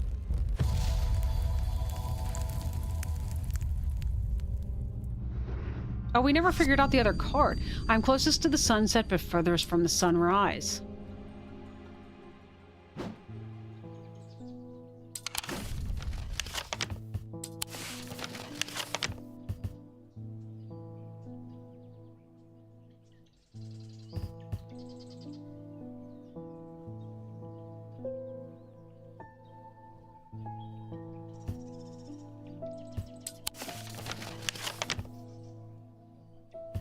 So I see that, and I immediately think castle.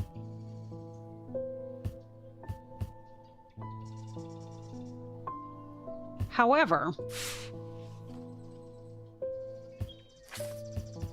Oh. Yeah. It's further from the sunrise. So this is, presumably, this map is north, south, west, east. So these are too close to the sunrise. So I was looking for a tower over here, but there isn't one.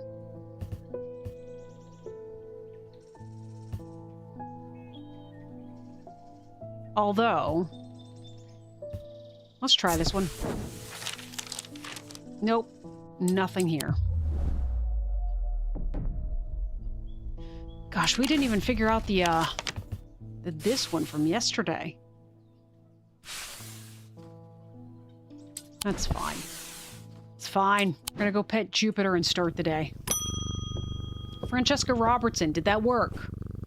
As if I didn't have enough on my plate right now, my sister Bonnie has been acting strange lately. She never got over the death of our father. He's always blamed Mr. Potter for his role in it, and now, with all this happening, she's got it in her head that he's behind it somehow. I'm worried she's going to do something stupid. If she comes in here, whatever you do, do not give her anything dangerous. I want to keep to give her a keepsake to let her know that she is still loved. I've seen people gifting one another wood totems, but I don't know what they're called. So your sister's name is Bonnie? Bonnie. All right, if Bonnie comes in, we can't give her anything dangerous. Everybody got that? Wood totems for something.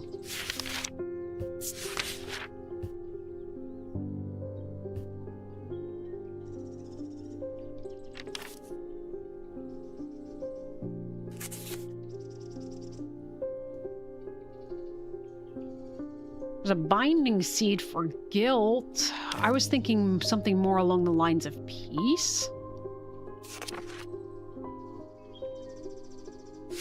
There's nothing for peace.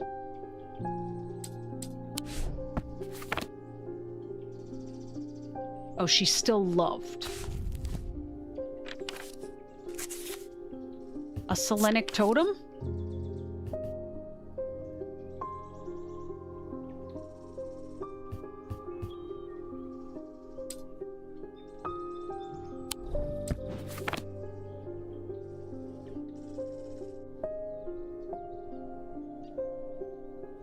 This guy. You're made of wood, right? Yeah.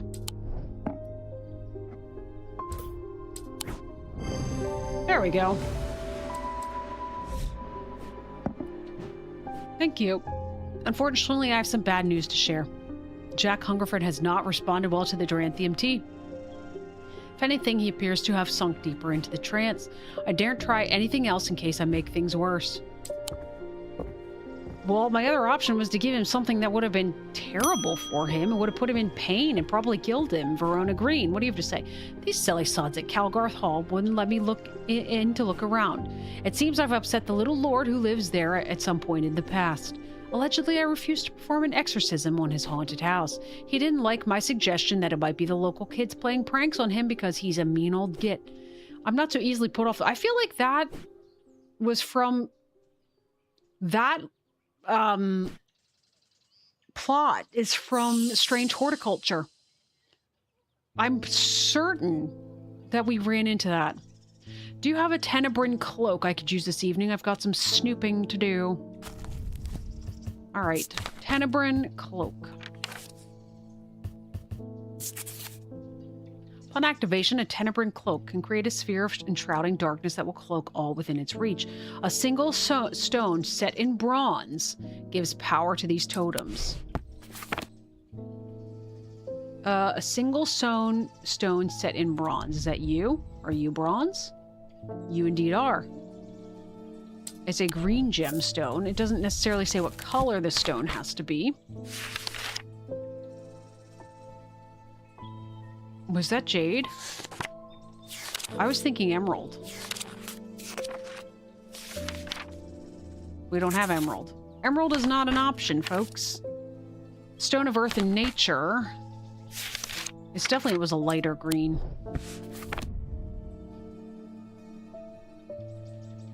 What do all these things mean? I feel like I should look some of these. Thing that looks like a snowflake.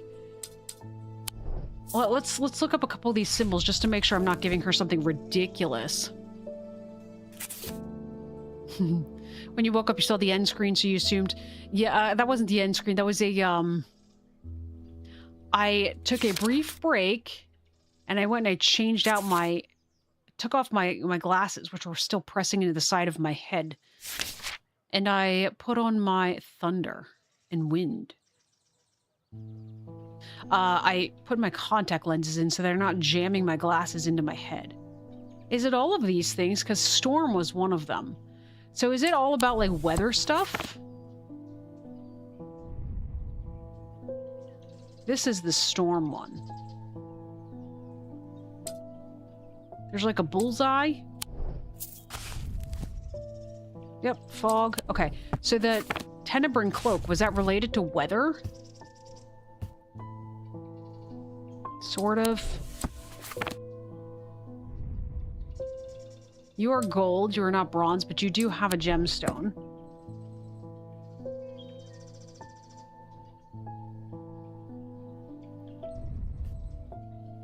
You are also gold. It did say bronze, right?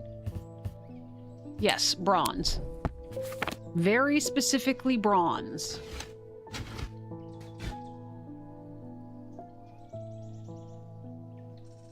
Okay, it's gotta be you then. Okay. Oh, you know what? Here. I didn't even see this one. Bronze. And turquoise. Does turquoise make more sense? You are the wrong book.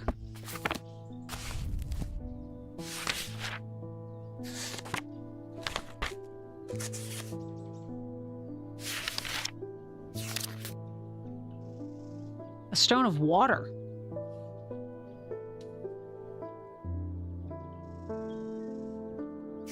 That doesn't make sense either.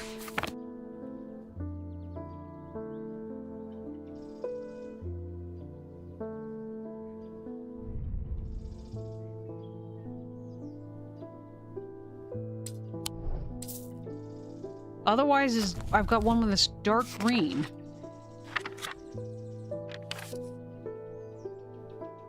A stone of sight.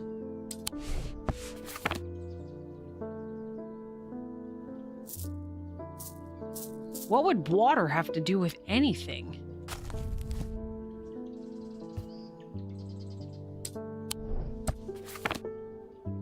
I don't know what the heat and warmth has to do with it, though. That doesn't make sense either.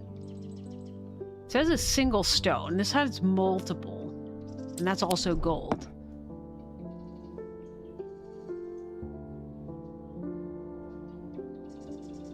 Also, Hawk said she would play only one more day. I did, and then I got a little sucked in. Because that's never happened before. You are bronze, but you do not have a gemstone in you.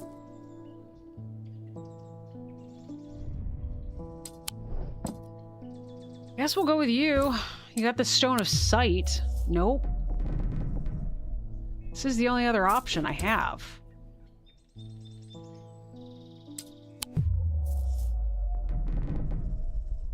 Ooh, we are so close. A pseudo... I did consult my gemstones book.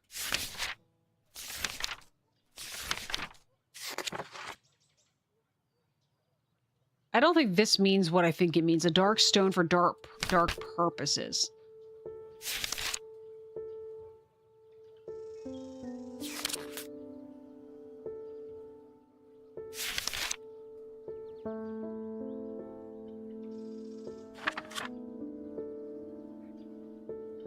A stone of protection and enveloping night, a moonstone.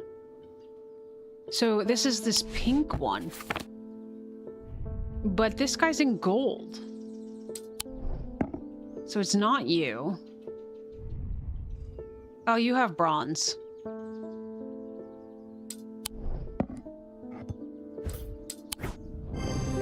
There we go.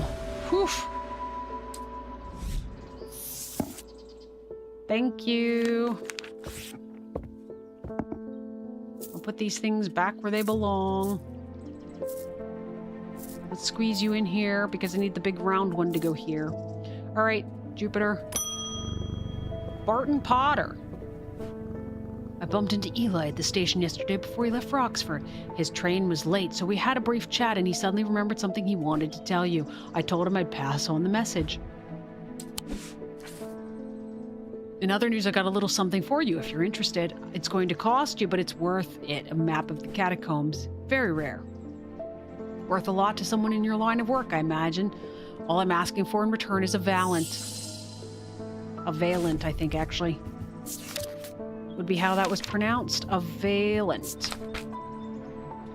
The holes in a valent are of roughly equal size and spacing. They're used to help the adventurers to help them find their way. A curious pulse can be felt where its power concentrates. Equal spacing. That sounds like you.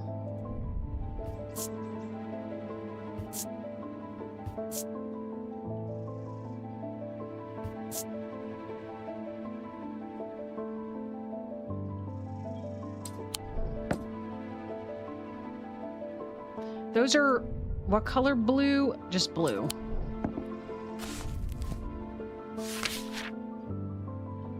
An anchor between mind and body. Does that sound right?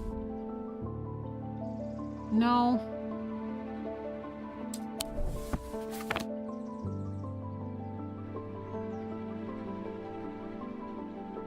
There's also this guy that we've been staring at for a long time.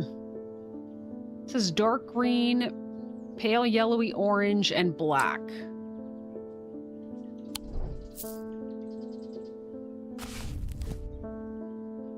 A fourth eye, a stone of sight, a stone of fire and fury,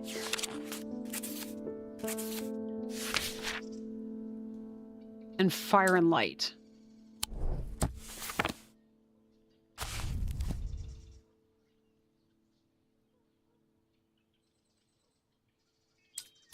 Do you pulsate any sort of power? No. What about you? No.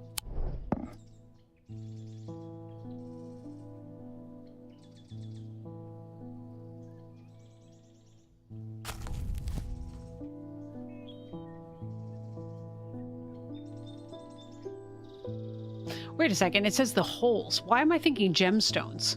The holes in a valent are of roughly equal size and spacing.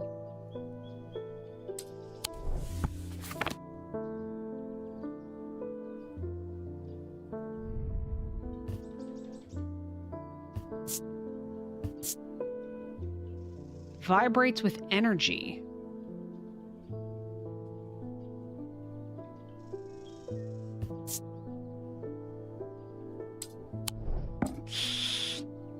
One more and we're rolling dice.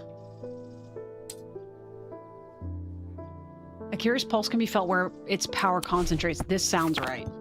Because you can only sense the energy when I hovered over the top.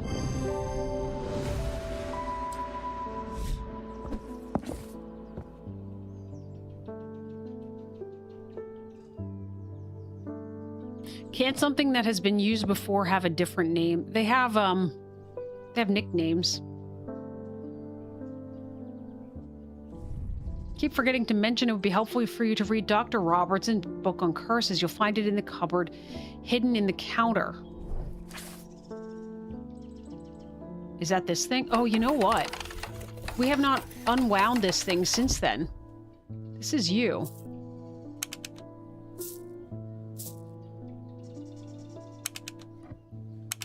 Really? That's the same symbol.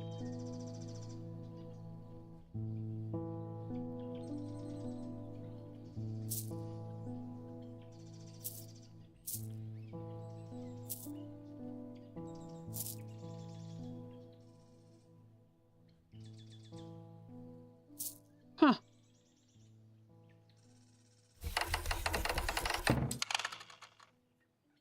Okay. All right, we need to put this down here with the other maps.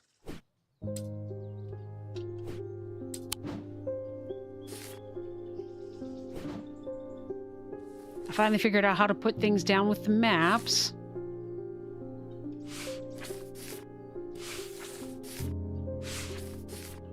There we go. Put all the maps away.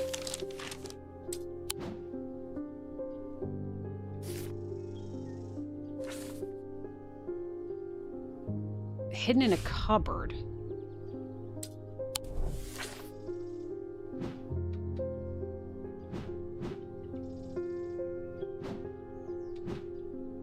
That's got to be it, though. I mean...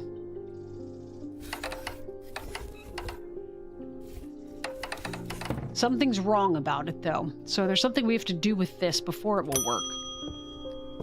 All right. Sorry, Jupiter. Bonnie Robertson, you're the one we can't give bad things to. I feel like I'm going crazy here. I know who's behind this madness, all these people with the pitch black eyes, but nobody's listening to me. I've seen it happen before. 7 years ago, my father died the same way. Well, since nobody will listen, I'm going to take care of it myself. A Corvin's might, please, and I'll be on my way. Gray's grace, or I'm assuming we want to give her a Gray's grace, huh? What does she want? Sometimes called an eagle's gift, is an assassin's tool that makes use of Wixic power. When the warrior queen Corvin was surrounded and close to defeated, gift came to her from an unlikely source. With it, she turned the tide of the battle and was the legend of the Bloody Queen was born. what was the other thing we're supposed to... A Gray's Grace.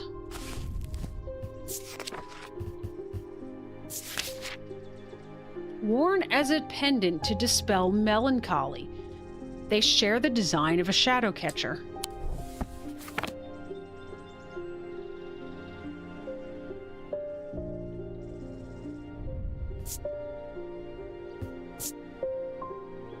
Nothing to remark. Nothing to remark. My heart feels lighter.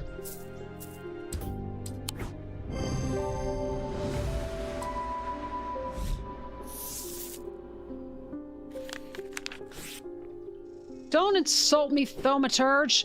This isn't some depression that can be cured with your little trinkets. I will get hold of a Corvin's mite.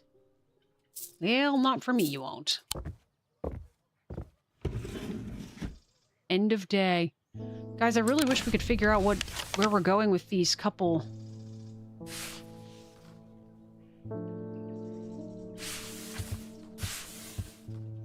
I'm closest to the sunset, but furthest from the sunrise. Oh, you know, we've got another map now.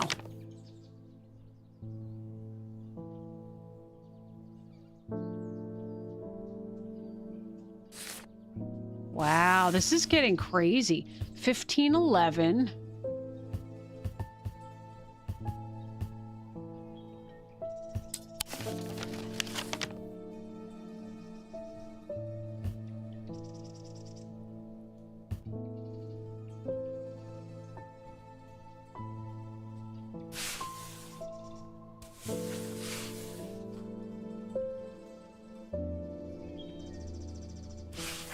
Well, I don't think we can actually do any more today because we're nearly at the point of rolling dice. So we would have to end the day anyway. Let's go ahead and put the cards back. But that is probably going to be the last day we do. As his mind roiled in confusion, he watched through his remaining good eye as his partner lunged towards the satchel that contained the casket. To his horror, he saw that his partner's eyes were black. Creepy. It's a window?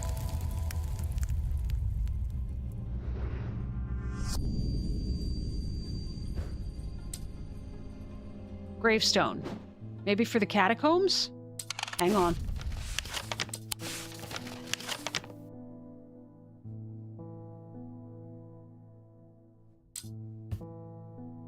Not quite you.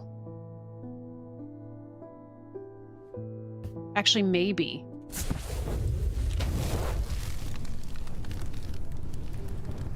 I squeeze through a partially collapsed passageway and emerge in a small chamber. Glinting in the flickering torchlight, I catch sight of a pendant draped across an old gravestone. Neat. You can go there with the other pendants. And then as far as exploring other things, seriously.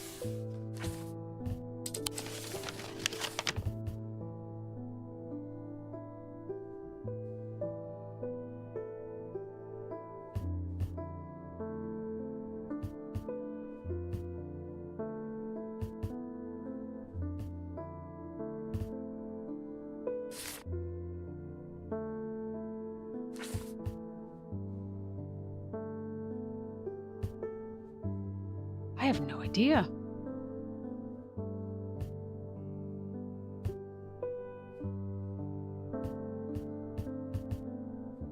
The Maiden in the Tower. We've got, of course, this place that's called some sort of Galfrey's Tower. But we've also got towers here, but none of them are necessarily pointing away, like a specific way.